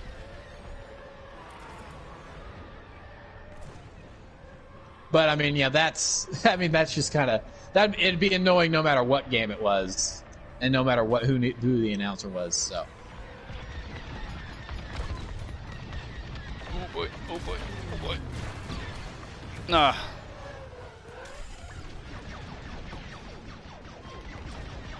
Ah! Ion torpedo! Ah, no! An X-Wing shot me with an ion torpedo, and then an A-Wing swooped in and killed me. Oh. When I was disabled. Stupid AI using teamwork. That's not allowed.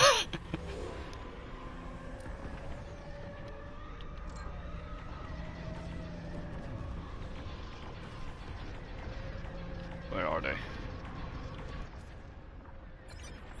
Thanks, game, for defaulting to targeting flagship systems. It's not helpful when I'm trying to get a target.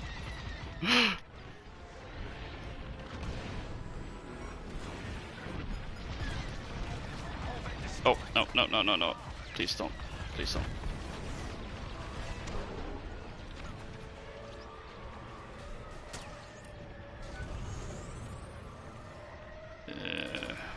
Here we go.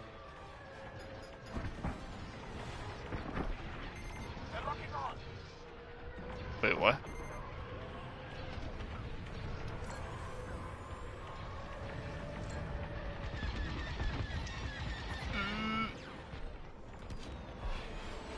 I love seeing all the cluster of dots just like in the exact same place on the map.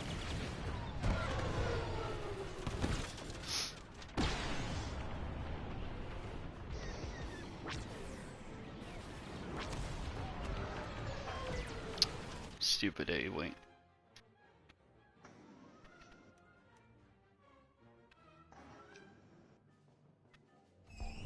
Sergeant, I am inbound. Not this time! Ha!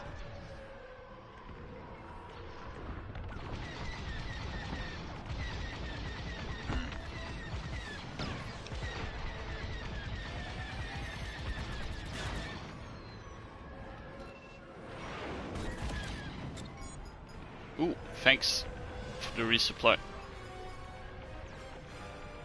Oh, let me turn around. I will get this X-Wing. Yes! Could one say that you will not be denied the glory of that kill? No, I was not denied the glory of that kill.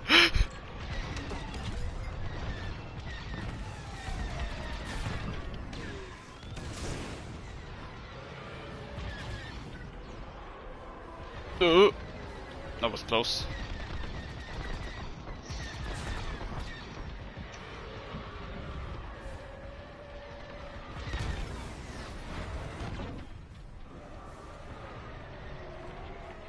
Oh, whoa, what was that? That stopped my thrusters, huh?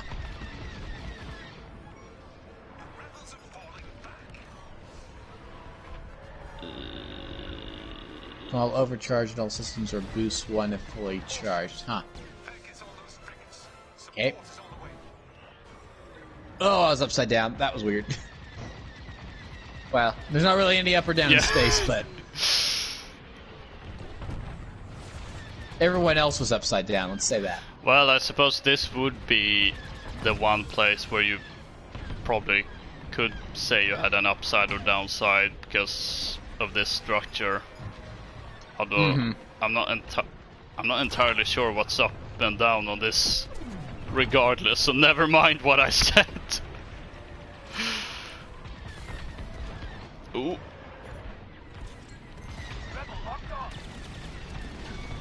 I mean, what was I expect? Oh, I wasn't even killed by the Corvette. I was thinking, well, it makes sense me getting killed by a Corvette in a dinky little TIE interceptor.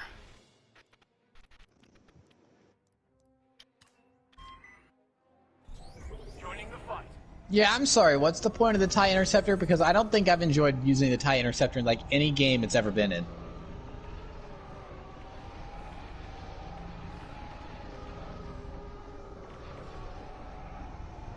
Not even Especially Lego Star Wars? Well, I mean, that's a little different, but you know, it's kind of sort of a reskin in that game, so it doesn't really matter. It doesn't really count. But in like Battlefront 2 2017, it's like useless. Yeah, I typically don't fly the one. No. It's mostly either TIE fighter or TIE bomber. Honestly, I think the whole interceptor class in general, you know, like with the A-wing and V-wing and all those, like I found to be less useful because they're only fighter oriented. And I feel with the way both Battlefront 2 and Squadrons are set up, you're kind of supposed to go against both other smaller spacecraft, but also these bigger ones. So I feel having a purely dedicated fighter kind of is a little useless because, well, most of the time you're supposed to go up against these big beefy targets, and that little thing isn't gonna do anything.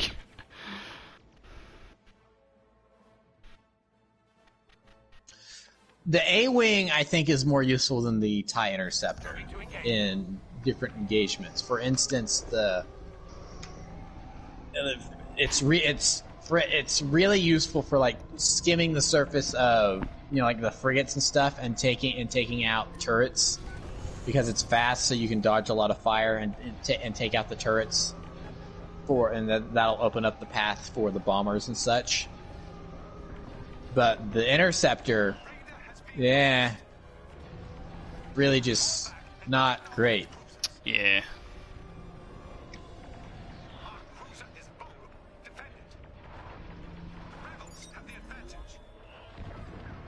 can't have that. Don't want rebels having... Oh, what? What? What? Okay. What?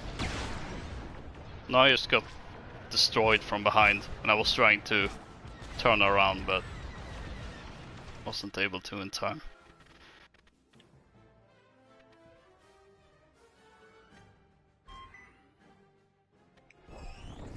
Here I come.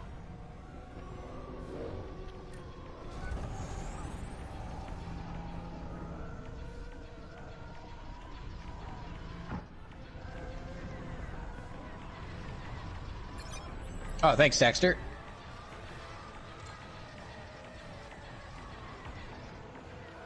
Wait, that's a friendly. Why is it targeting a friendly?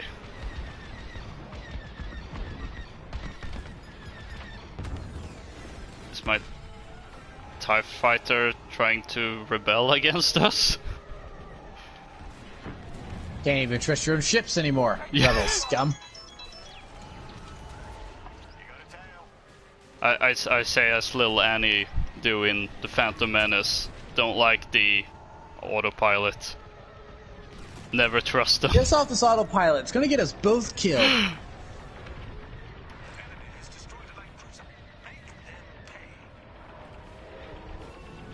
The Rebel AI is actually doing a really good job this time around. Yeah, I don't know what's going on. They just decided, okay, let's steamroll these real players. Because now we have to defend the Star Destroyer. Yeah, they're taking me out, like, left and right.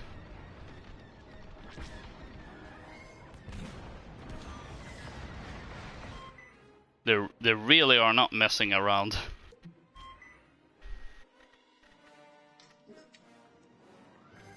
Ready to engage. If it weren't for their obviously generic Star Wars names, I'd question if we were going up against actual people. Maybe it's real people that have named themselves after random Star Wars names to make it appear as if they're AI.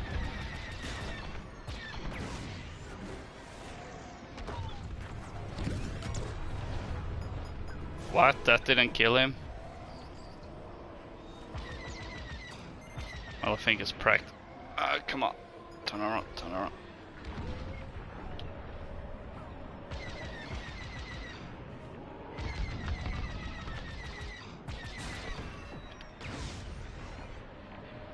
Whoa! Okay. Ow, ow, ow, ow. How is he still alive? What? I slammed into a Corellian Corvette and died. Okay, there we go. Man, that guy really didn't want to die.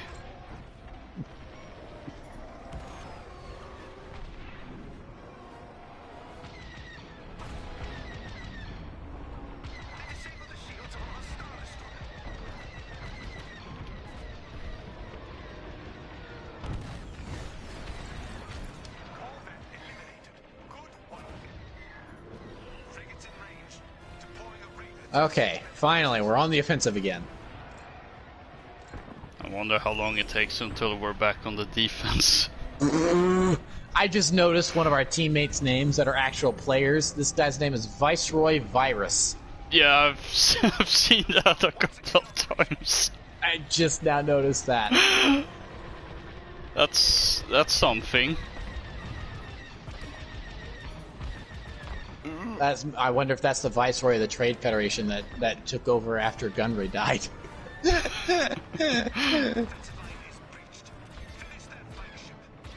Ironically, he died to a bad cold. Oh boy, oh boy.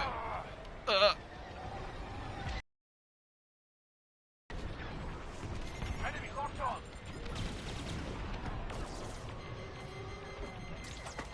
Oh. How am I still alive? Okay, well, that guy's a little more supportive. He just said you exemplify Imperial superiority. That's a little better than adequate Yeah. from earlier. I got one saying, like, after I got in a kill, someone saying, "Good, do that again."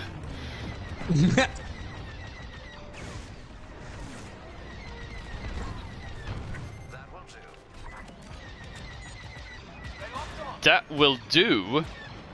Excuse me. So passive aggressive. That will do.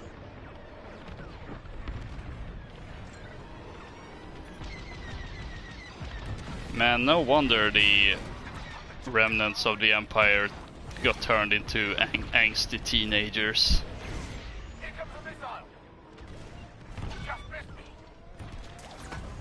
Please let me repair my ship. There we go.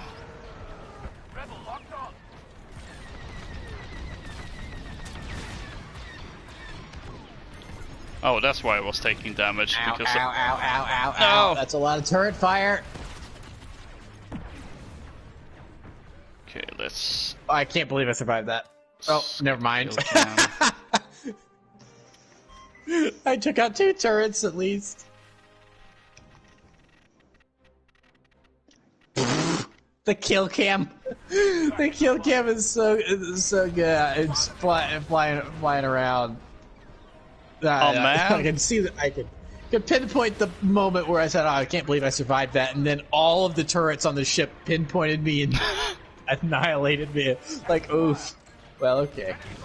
And of course we're back on defense the moment I switch to a TIE bomber.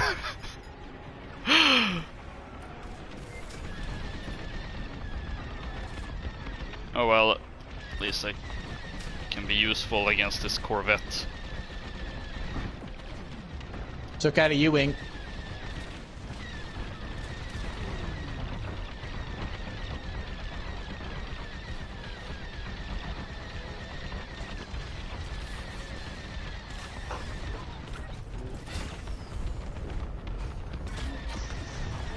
Oh, there he went. Wish he had died There about we 2 go. seconds earlier because I wasted a missile on him. Come on, lock on. Give me a multi-lock.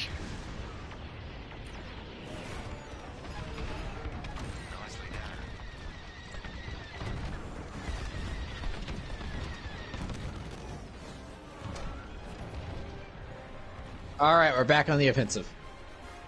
That's what I like to hear.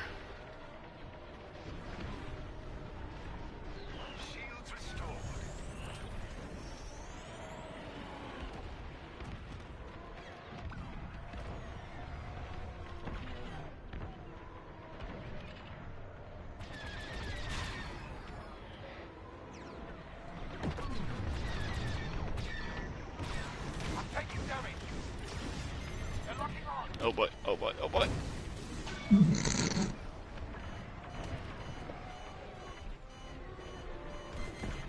Oh, I'm about to die.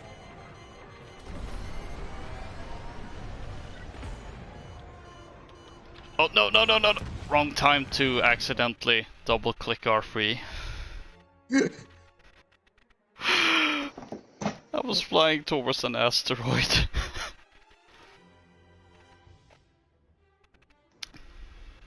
But instead of going up, my character was looking down. Heading to the battle. Enemy shields have been disabled. That's good. The enemy's power system is under attack. The power system is exploded, creating weak points in their hull. Attack! Raider destroyed.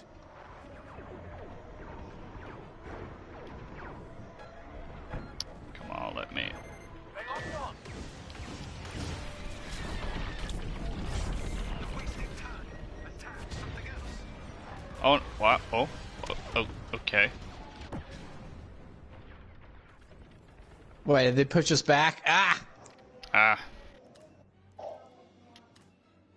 You know what? Even though we've established this useless, Headed your I'm way. deploying in an interceptor.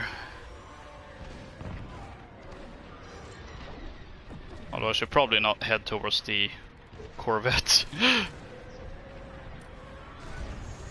Ooh, that's bad.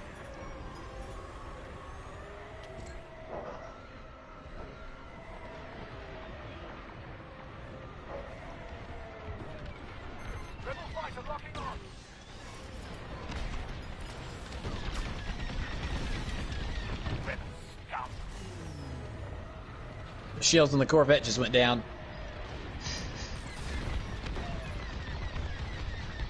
Oh boy, oh boy, oh boy, oh boy, oh boy. That was too close. Pro tip, never try to be like Maverick unless you can actually pull it off. Ugh. Oh,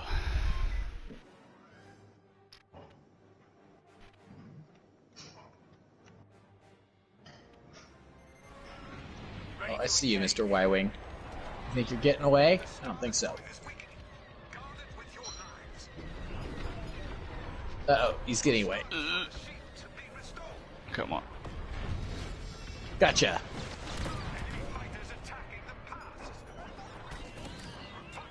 Oh boy. This might actually be a close match.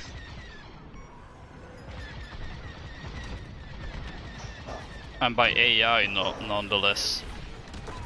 Yeah. On easy Ah, difficulty. what? No! Oh no! Oh my gosh! An enemy ship got blown out of the sky and it rammed into me and killed me. That ship that got destroyed, I was the one that destroyed it! Oh no! Because I targeted a guy that was right in front of me, and then I saw it get blown up, and it was white from my targeting computer. So I went, oh, okay. And then all of a sudden I died, and I looked in the kill feed, and it said that guy that got shot down killed me. I'm like, what? And then I had to process it. I'm like, oh my gosh, is that what just happened? Oh no, you were collateral damage to my kill.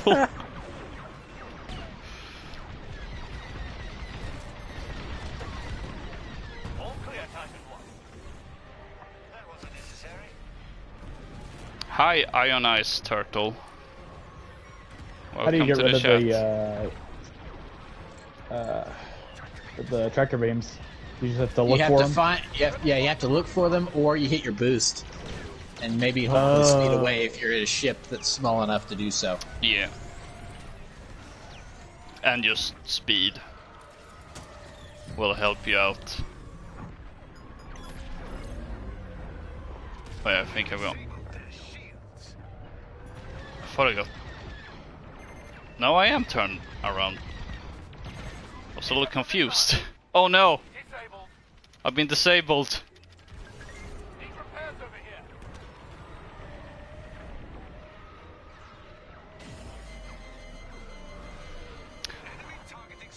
I suppose it... What was that? So, a statement from the chat that I could say is an interesting question, and I think this kind of goes back to what we were saying at the beginning. Is this a dead game? That's a good question. Oh, no. Oh, we won! We finally won! Ha! That was a close one. Well, it may not be a dead game, but those rebels sure are. Yeah! Bomb, bomb, bomb, bomb, bomb, bomb, bomb, bomb. I mean, we're finding people to play with, and it's not been the same names every game. Of course, so far we've only been going up against AI. I mean, I think we're all over level 5 now, so do we want to try for, like, actual people now? We can try one. So, because I'm not sure we'll really completely know unless we play a couple matches. Yeah. And really know if we're... Because, I mean, you know, like, every other part of this game might be dead, and this is the only part that's actually still has an active player base somewhat, and we won't know that unless we try. Yeah, let's give it a go. Yeah, I don't really have a good answer to that question, mainly because, well, this is the first time I'm playing the multiplayer. But I don't know. I find that to be a little odd statement sometimes, where like is it dead? Because to me, I think to classify a game as dead, and I don't know, maybe it's me being too literal about it, but I'm thinking that it's an actual dead game that you can't find any players in, or is that supposed these days to imply that this is a game that doesn't get any updates or something? So like, would Battlefront 2 be a dead game by that definition? So I don't know. I think like a lot of things these days, there seems to be so many meanings behind even just one specific word. So I don't know. There it was. I have a great image I found that uses it's one of the Office memes, the one where I was gonna say Jack Ryan. That's funny. That's funny. Jim Halpert. Yeah, where Jim he's like, what are you doing, Jim from The Office? Put your gun down. Where he's pointing to like a board, and then the picture underneath is him looking fairly happy, and it's on the first when he's pointing, it says, saying dead game to a game that isn't viral anymore. Picture 2 is like saying to a 60-year-old person that they are a dead person. Just because you're not in your prime doesn't mean you're dead. I mean, yeah, that's fair. That is fair. Yeah, I think well, and even then, I think there are some games that maybe you could definitely that maybe still have some sort of online presence, but it's like very minimal, and maybe those you could classify as a dead game. I'm trying to think. I mean, let's say, just because it's old, I'm going to say Call of Duty World at War. I'm sure there are people that still jump on the servers for World at War on the occasion.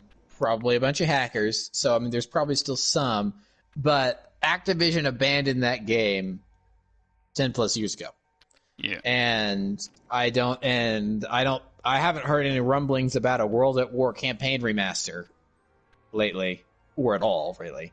So I was like, yeah, you can still play that game, but that game's not going to get updates, and you might have trouble finding like legitimate people playing that game that aren't doing some sort of like hack something or other. So I actually recently played World at War, and it's still got. Granted, I played on one server, and there weren't a bunch of hackers, but it was fairly well maintained. It isn't dead. There are people who play the game frequently. I think I played on like a Thursday or a Friday night, so I'm not surprised. But I think there are two types of dead games: dead and extinct. Dead is very hard to find a server, but whenever you find it, you can find another one after that, and you keep playing for at least an hour or more. Doesn't mean that it doesn't get any content drops.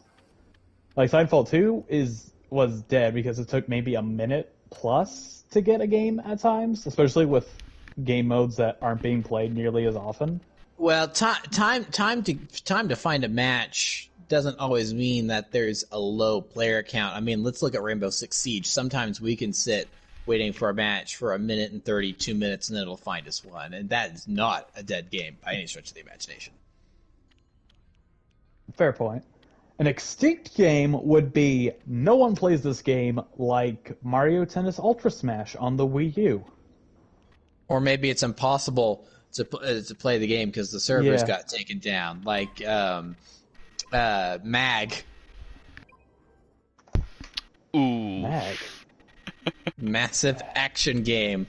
PS3 Sony exclusive first-person shooter that was renowned for having up to 230-something players in a lobby at the exact same time. It was something. It was I think I played that. That was fun. I still have it. It's useless, but I still have it. It's just I a thought disc. it went under a different name. There was one on the PSN that had a bunch of people on it, like 64 at any given time. It wasn't like the Planet side, it was... I feel like it was tied to EVE Online for some reason. That makes sense. Yeah, I have some vague recollection of some sort of spin-off.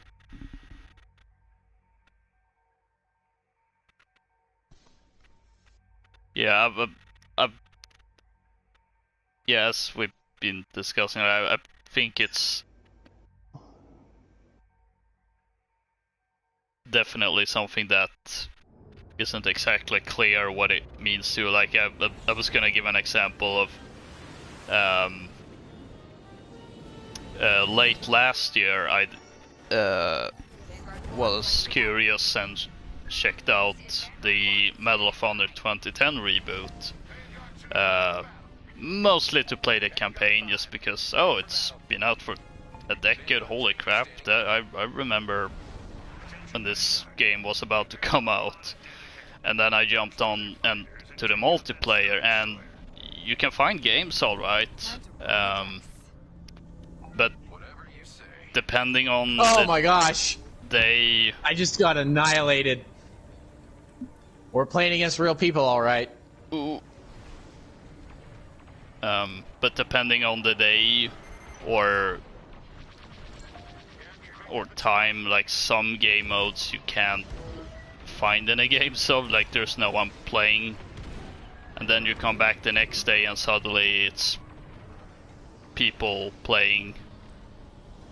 I think it was like around like a total of 50 players or something like that in total, which is not a lot.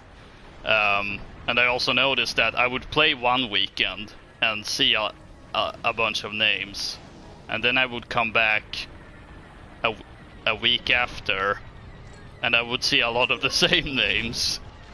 So I feel that one, a game like that definitely probably falls into the category of dead game, even though it's technically not dead in a literal sense. There's still servers up, which I find unbelievable considering it's an EA game.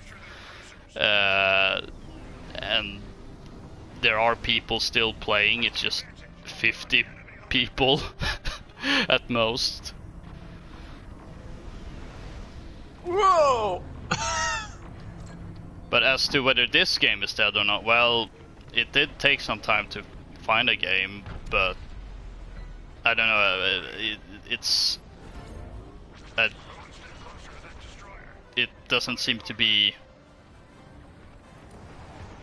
like a low player count. Based from what I can tell, it seems to be having as high of a player count as you'd expect from a game like this that's been out for the amount of time it Since has October, been out. so however many months that is. And on top of that a game that hasn't really received that much post-launch content. So I don't know. I mean, sure, there could be way more people playing it, but I feel with all different aspects to keep in mind of, I feel like this game probably has about as many as it would maybe have. Like I'm not sure I would call it dead. Then again, as I said, first time I'm actually playing the multiplayer, and we'll be mostly playing against AI, so I mean that's a whole different thing, but still. Let's also remember that this was not a huge game when it launched. It was not, and this was never positioned as another Battlefront or anything like this. Yeah. This was hey, here's a fun little space shooty game where you fly around in spaceships and blow up other people with a small little multiplayer mode and a 7-hour story campaign, and that's kind of it. Yeah. And you know, it's $40, and so it didn't have a lot of marketing. It's a Star Wars title, so it had marketing, and it probably got people based on that, but it didn't have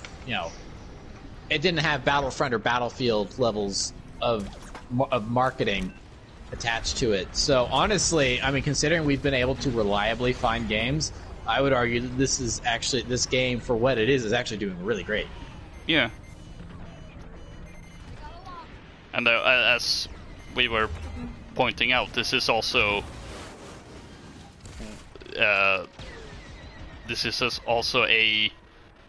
I don't want to say a flight simulator, but it does draw some aspects from flight sims, so it's like it's not It's like a casual flight sim. yeah, exactly.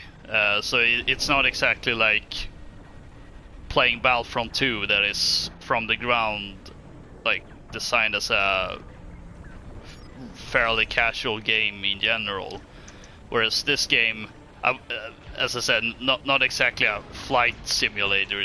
I hesitate to call it a big, like a true hardcore experience that only hardcore flight sim fans is gonna get an enjoyment out of. But regardless, it will limit the audience to some degree. I mean, there's a reason why you don't see, like, when you go to GameStop or something like that, you don't go and see these rows of different flight games, because it's a fairly niche genre as well. Even if it is Star Wars that is more mainstream. Oh boy, oh boy, oh boy. Help, Baby Yoda, you're my only hope. Guide me through this.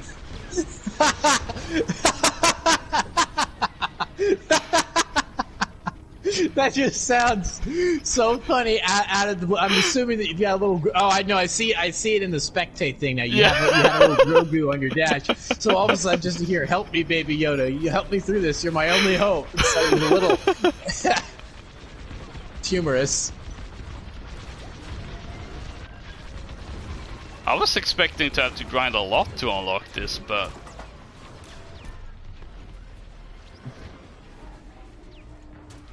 I'm actually surprised how quick I managed to unlock it. Then again, now I'm gonna have to grind for anything else if I want, well, anything else. Oh, frigate! I'm okay. Ooh, you got a tie on your tail. Yep, I felt that.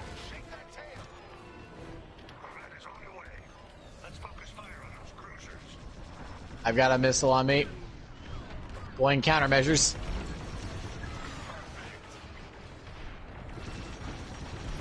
I got a couple of turrets. Oh, that tie was right next to me.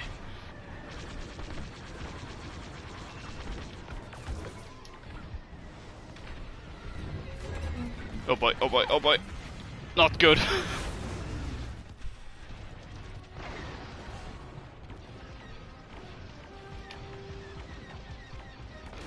At least their shields are down.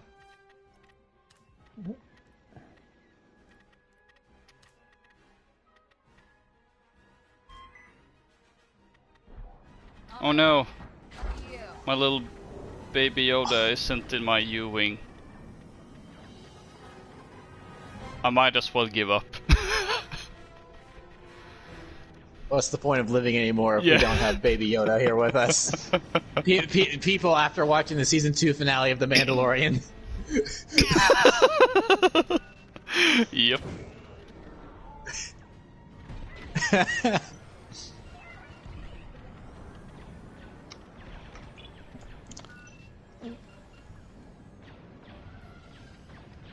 Alright.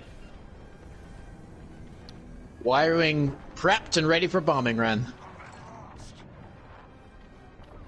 Let's see if I can bring some support.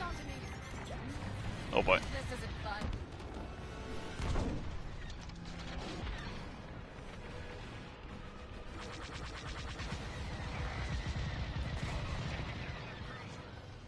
Oh wow, I got killed by a level 158 player. Whew, well that guy certainly likes this game. Yeah. It may not have super many Bombs players, away! but those that are playing, well, they seem to be Help is on the way. what's the word? Very Experience? much like, yeah, very much liking it. Oh no! Ah, I was just about to blow that thing. No! I was just about to blow it up, and then it was like, Man, no, gotta fall back. Now I gotta go back and... I just switched to the Y-Wing. Although... good thing is I can go back to my A-Wing with the Baby Yoda. Did I put it on the X-Wing? I don't remember. Yes, I did! Grogu is here to guide us.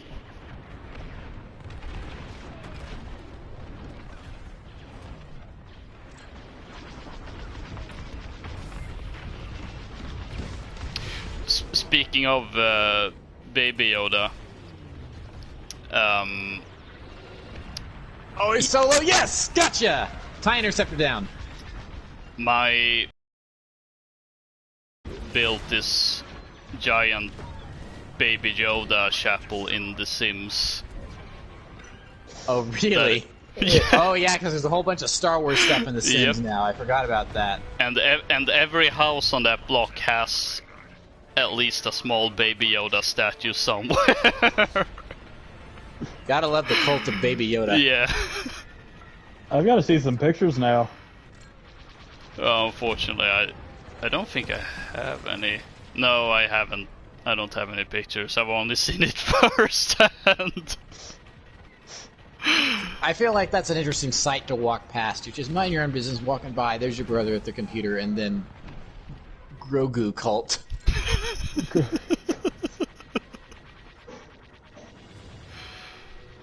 Grogu cult. Grogu cult. We all stand the Grogu cult. Yeah. Which what the heck does stand mean? That's a name. That's not a have verb. What no the heck? clue. I think it's like simping. I really don't know. But why having two words if they mean the same? I really don't thing? know. Ugh. Oh, I think I got one of the frigates. Flying your way.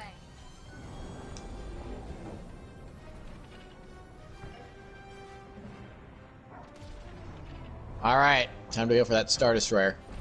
Yeah.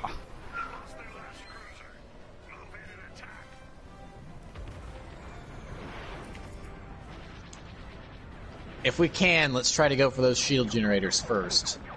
If we take those out, then it's going to make our job much easier. Yep. Wait, why am So I now we going have to below actually play this Empire? tactically. Yeah.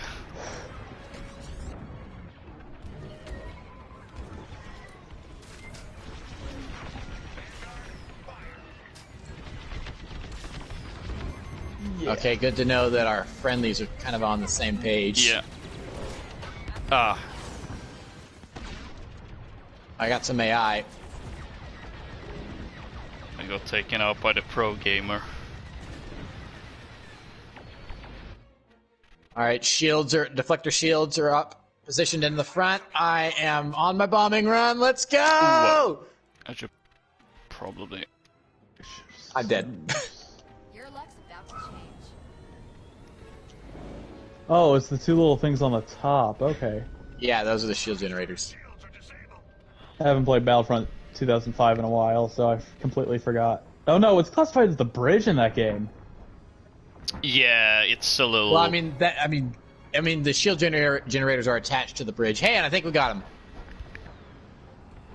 Which honestly, the shield generators being attached to the bridge is such a dumb idea when you think about it. Because if the shield generators get taken out right next to the bridge, then your bridge is vulnerable. I mean, Admiral Piet found that out the hard way. Oh yeah. Oh, maybe I shouldn't. Because okay, let's go back to the X-Wing because I feel like we're gonna lose We're morale. about to have to fall back. Okay, that's the shield generators done.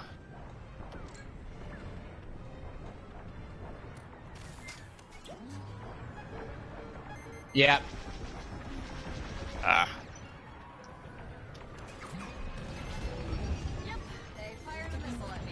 No. Got one. Yep, they fired a missile at me. Immediately dies. Cool. Famous last words. I also find it ironic that my player characters are speaking way more in the multiplayer than they ever Yes. did in the campaign. What's Yes, up no, they with speak that? a lot. They speak a lot more in the multiplayer than they do in the campaign, which is weird. I mean, it may be, considering we haven't played since launch. I don't know. Maybe that's something they patched. They patched. It's like, oh wow, yeah, they're really silent in the campaign. We didn't mean for that to happen. We put in a wrong decibel point somewhere, and so they changed that. But well, they were always a little more chatty, even when I did play this a little bit around launch. Yeah, I'm guessing it's because there isn't really any characters that are carrying that weight like in the campaign. Honestly, I think that's probably the one big issue I have with the campaign is that they have this weird kind of I was upside down. Middle ground of not completely silent protagonists, but not really But a mostly talkative silent. one either. Yeah.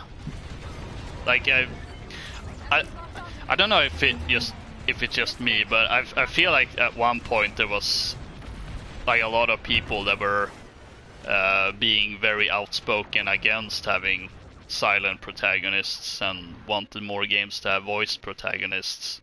I've been more on the side that I don't necessarily I don't really have a preference. I think both types of gaming protagonists have their place. I just don't like this middle road thing, or when you pick Do what's one. best for the game. Yeah, or when you pick one but don't fully commit to it, and the Metro games are a great example of that, because most of the time your character is silent and he only talks during loading screens, as kind of like talking as if it was like, oh, back then. But then the way the dialogue in game is written exactly like if like the characters are waiting for a response from my character. So it just becomes really awkward when they say something that I feel like my character should respond to, but it's just complete silence. We did it! We did it! We did it. We won against the pro players. Woo! The scrappy Rebel Alliance wins against the elite Empire.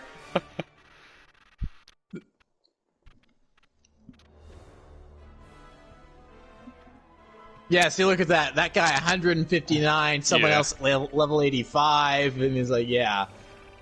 Oh, 1 of 10 placement matches. I suppose that's one of the things this game has going for it. Is that it does have this whole seasonal operations and ranking system, which I suppose could drive some more long-term engagements for those that are really dedicated. And seasonal too, so you play it long enough to get ranked, and then yeah, the new season starts, and you see that on Twitter or whatever. It's like, all right, time to jump back in for 2 weeks, and then you play enough to get ranked, and then you hop in and just rinse repeat.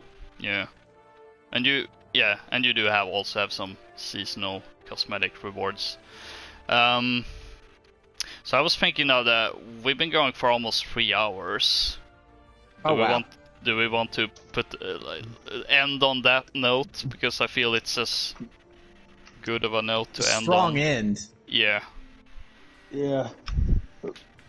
Because I definitely enjoyed this game, and I think I even enjoyed it more than I thought I was gonna. But it's not one of those. It's not like Warzone, I suppose, that I continuously can go back to or even play for longer amount of time. Although well, we've been going for almost 3 hours, so I suppose in that respect we've actually played a lot. We have, but we're kind of going, okay, yeah, we can call it quits at 3 hours, where with like Warzone or Siege, we've easily gone for 4.5 to 5 hours. True. And with Warzone, we only ever got to a point where it's like, okay, 6 hours is way too long because we were, one, trying to do something deliberate. Two, we did it way later in the day than we usually play. So that also had an effect on that as well. So, and hey, it's 3 hours is still more than I expected. I was honestly surprised we got over the 1 hour or 2 hour mark. So that's good. And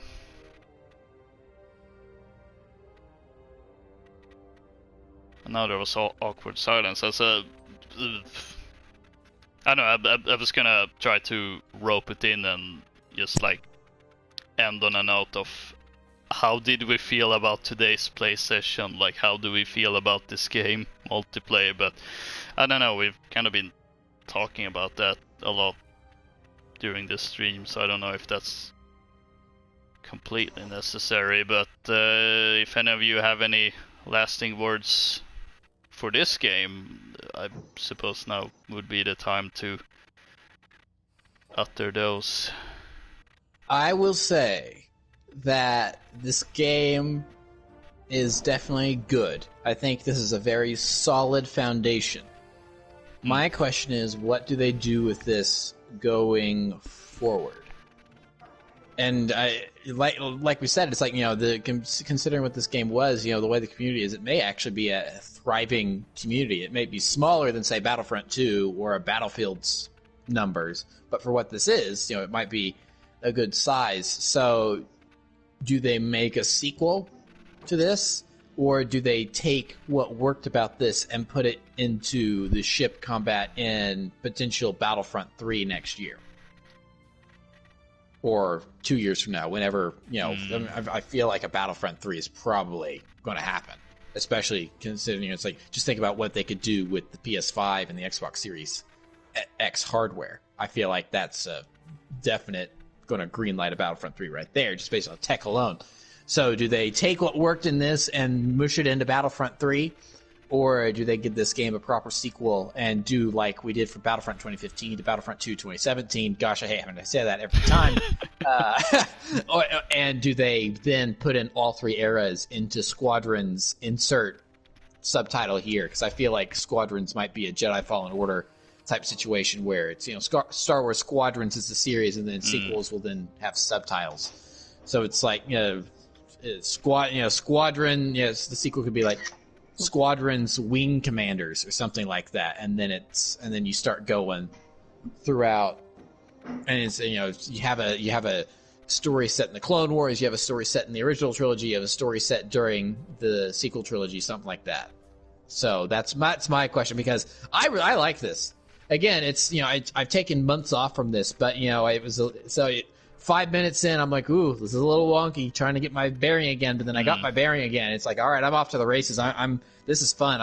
I'm raring to go. And honestly, I'd probably play this game a lot more if I didn't have a whole bunch of other stuff to play and constantly keep me distracted as we keep coming back to Warzone and Siege and stuff like that. Because those games just have such good gameplay loops that most everything else falls to the wayside. So, but I would get a sequel to this in a heartbeat. Oh yeah, I mean, definitely in agreement there. I would definitely love playing a sequel at some point.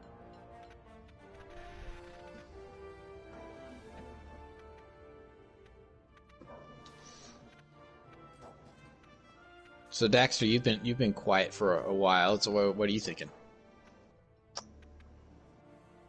I like it, but I'd honestly rather see this kind of effort put into a Battlefront 3. That would be specifically with how the balancing works, the power balancing works. I like that idea, and I want to see that in a Battlefront 3. not only in its own Starfire mode, but in a ground to space sort of situation. Because if they are going to make a Battlefront 3, that would be what I'd want to see out of it. I want ground to space to become a real thing. Not just something we could have gotten and ended up not getting.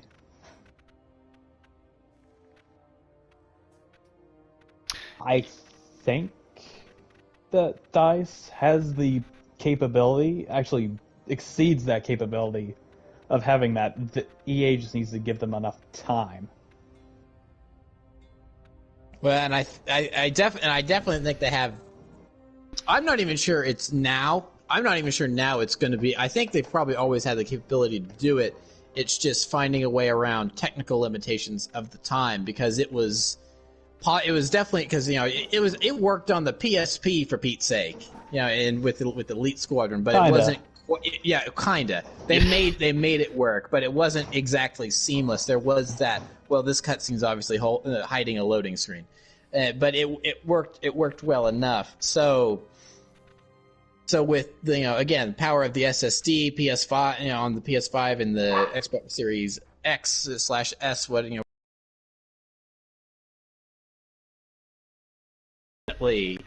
they could get it to. I think they could definitely get it to work, because it's like because I think we could have a whole 5-hour discussion about Rift Apart when that comes out, because I think that game is going to be very important in a lot of ways, and Insomniac is on the threshold of being technological pioneers in a way, with really showing, it's because they're going to be really the first ones to kind of show off. Here's what we, this goes beyond just fast loading times. Here's what we can really do. And I think Rift Apart comes out, and if that gets the rave reviews that I'm kind of expecting at this point, based on this footage shown off at the State of Play, I think a lot of the other publishers, Activision, EA, Ubisoft, they're going to be looking at that and going, okay, how can we capitalize on that and do similar stuff? And I think for Star Wars Battlefront, the easy answer is, it's going to be easy to immediately transition from having a huge map with ground to space. This fall, I think it's going to be very important for DICE, because they're ramping up Battlefield 6 or whatever it's going to be called. And there's all these rumors and speculations about 160 player lobbies, something like that. Some huge, they're working with Motive again to help support them. So I think we will have a very interesting potential glimpse at what Battlefront 3 could look like, based on how Battlefield 6 turns out in terms of a game and how it is received by the public. And I think that will kind of give us our answer for the next year. It's near year, 2 years, however long it will take to get to a Battlefront 3. And also, going back to this game in general, I think it's also possible that this game gets a sequel and they also take the combat style from this game and put it into Battlefront 3 as well. I don't see, it's not in its complete, maybe not the power shift, or maybe not in the complete power shift thing, but switching your shields being a mechanic, stuff like that, because that's the thing. Battlefront's always going to be more of a casual experience. So not everything from this game, I don't think, would make the jump. But I think a couple things from this could definitely be inputted into Battlefront, and it would work splendidly. Yeah, I could definitely see some aspects of this game being ported over to a Battlefront 3, and I wouldn't be opposed to having a more complex slightly more complex flight system in Battlefront 3, while also having a more dedicated Squadron sequel. I think there's definitely room for both, and yeah. Of course, a good question to ask, though, is how much time and energy is EA going to want to sink into Star Wars games now that they no longer have the exclusive license? None. That is a good question. They didn't exactly put that much time and energy into Star Wars games in the first place. So Squadrons was the last game to come out under that exclusivity banner that they had. And so as much as I would like to see a sequel to this game, I'm not thinking about that from a business point of view. I'm not sure they would want to really work. 'Cause, again, smaller game, it's maybe doing good for what it is, but not the huge numbers that EA is looking for / expects. So maybe it being put into Battlefront 3 is, the mechanics being put into Battlefront 3 is maybe a little bit more of a plausible idea at this point compared to a full-on sequel to this, because at this point I think EA is going to be making sequels to Fallen Order and another Battlefront, and that's basically it, because they're probably going to be all pouty, and it's like, well, it's not our thing anymore, so we'll do what makes money and nothing else, because that's EA, that's how they do. Yeah. I mean, at least they didn't kill some other studios to make only one type of game. Oh wait. Oh, Activision. Kotick, what are you up to this time? I kind of wish so that mad. happened last week. I kind of wish that had happened last week, because that would have been perfect to talk about during our Warzone stream. Because we had talked so much about Warzone already, comparing all the other Battle Royale games to Warzone, talking about why, it's like, at least for Loka and me, why we preferred Warzone over the other three. And so when we finally got to Warzone, it was a little bit sparse, and we just kind of played the game for a couple hours. Where now Activision literally has gutted all of their, with the exception of like one, I think, they have gutted like all of their internal devs, and they are all working on Call of Duty now. Every single one of them. And that is depressing. And this is why I've always said I prefer EA over Activision, because at least EA has variety. And that argument faltered a little bit the last couple of years, because look, they're re-releasing Crash Bandicoot. They made a new Crash Bandicoot. Oh look, they're remastering Spyro the Dragon. Stuff like that. They have Skylanders. Oh look, Tony Hawk's coming out. But then the last 3 months, nope, everyone's working on COD. And then one studio got removed from Activision proper and was handed over to Activision Blizzard, which is sort of kind of the same thing, but not really. So, yeah. Yep. So if much you're for that new Spyro game. If you're in, well, I think from what I've heard, they're gonna finish it up and it's gonna come out, but after that, that's it. And they still have like a skeleton team working on it. So if you're an Infinity Ward or a Treyarch, if you're Infinity Ward or Treyarch, you're probably feeling pretty good.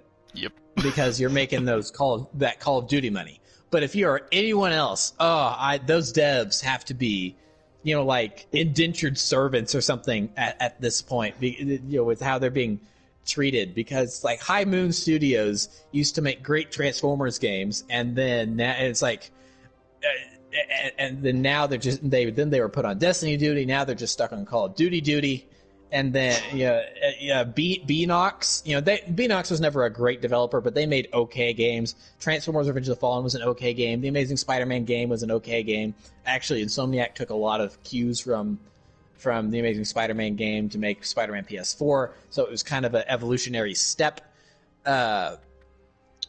But they're just all working on Call of Duty now. So it's just Activision. They might as well just drop Activision. It's like, does Activision as a brand mean anything anymore, or is it just like the name of the company where all the funds go, because they only make one game now, and it's Call of Duty.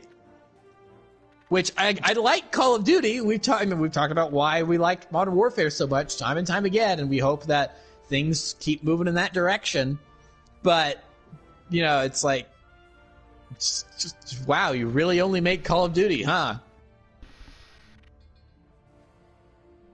Good thing Bungie got out when they did.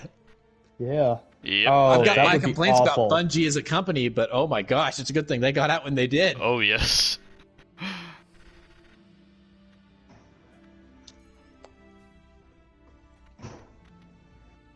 And on that little Dour note. yeah. Yeah, sorry, it was just something I had thought about very last hand. No, that was a that's- great point to yeah. bring up. That was a great point to bring up. Yeah. Anyway, so I have been LokaCola, joined by Prentice 1215. Vanguard 6 ready for hyperspace. And Daxter Corp. This is Commander Shepard signing off. Wait, are we doing Mass Effect again? Right. So, as I said, this is kind of, well, this was kind of the May the 4th special for Weekend at Locus, but as I also said earlier in the stream, there is going to be a more proper May the 4th special in the form of a Battlefront 2 video. And oh, excuse me. And if you also want even more Star Wars content, well, I definitely recommend going over at Prentice's channel. It's a lot of Star Wars right now. We're that Republic Commando Let's Play. There's gonna be more Star Wars with some of the things we've discussed, and I think I hope I'm not jumping the gun here, but I think the plan was for us to play some Battlefront 2 over at your channel next weekend. Yep. So yeah, this time next week, or it's next Sunday, next Saturday sometime, we'll probably be getting together with a couple of other of our buddies, and we'll be talking about Bad Batch and maybe Detours if that rumor turns out to be true. Fingers crossed. But yeah, that's more Star Wars specific stuff coming up on my channel, and more on Prentice's channel. I will be back next weekend with something. I haven't decided just yet. Don't forget to rate, comment, subscribe, all that great stuff. Unless you've been participating in the chat, then you don't have to leave a comment unless you want to. You can also follow me on Twitter at LokaCola. A link may or may not be in the description down below. And it's time to get back to the hyperspace, and I'll see you next time.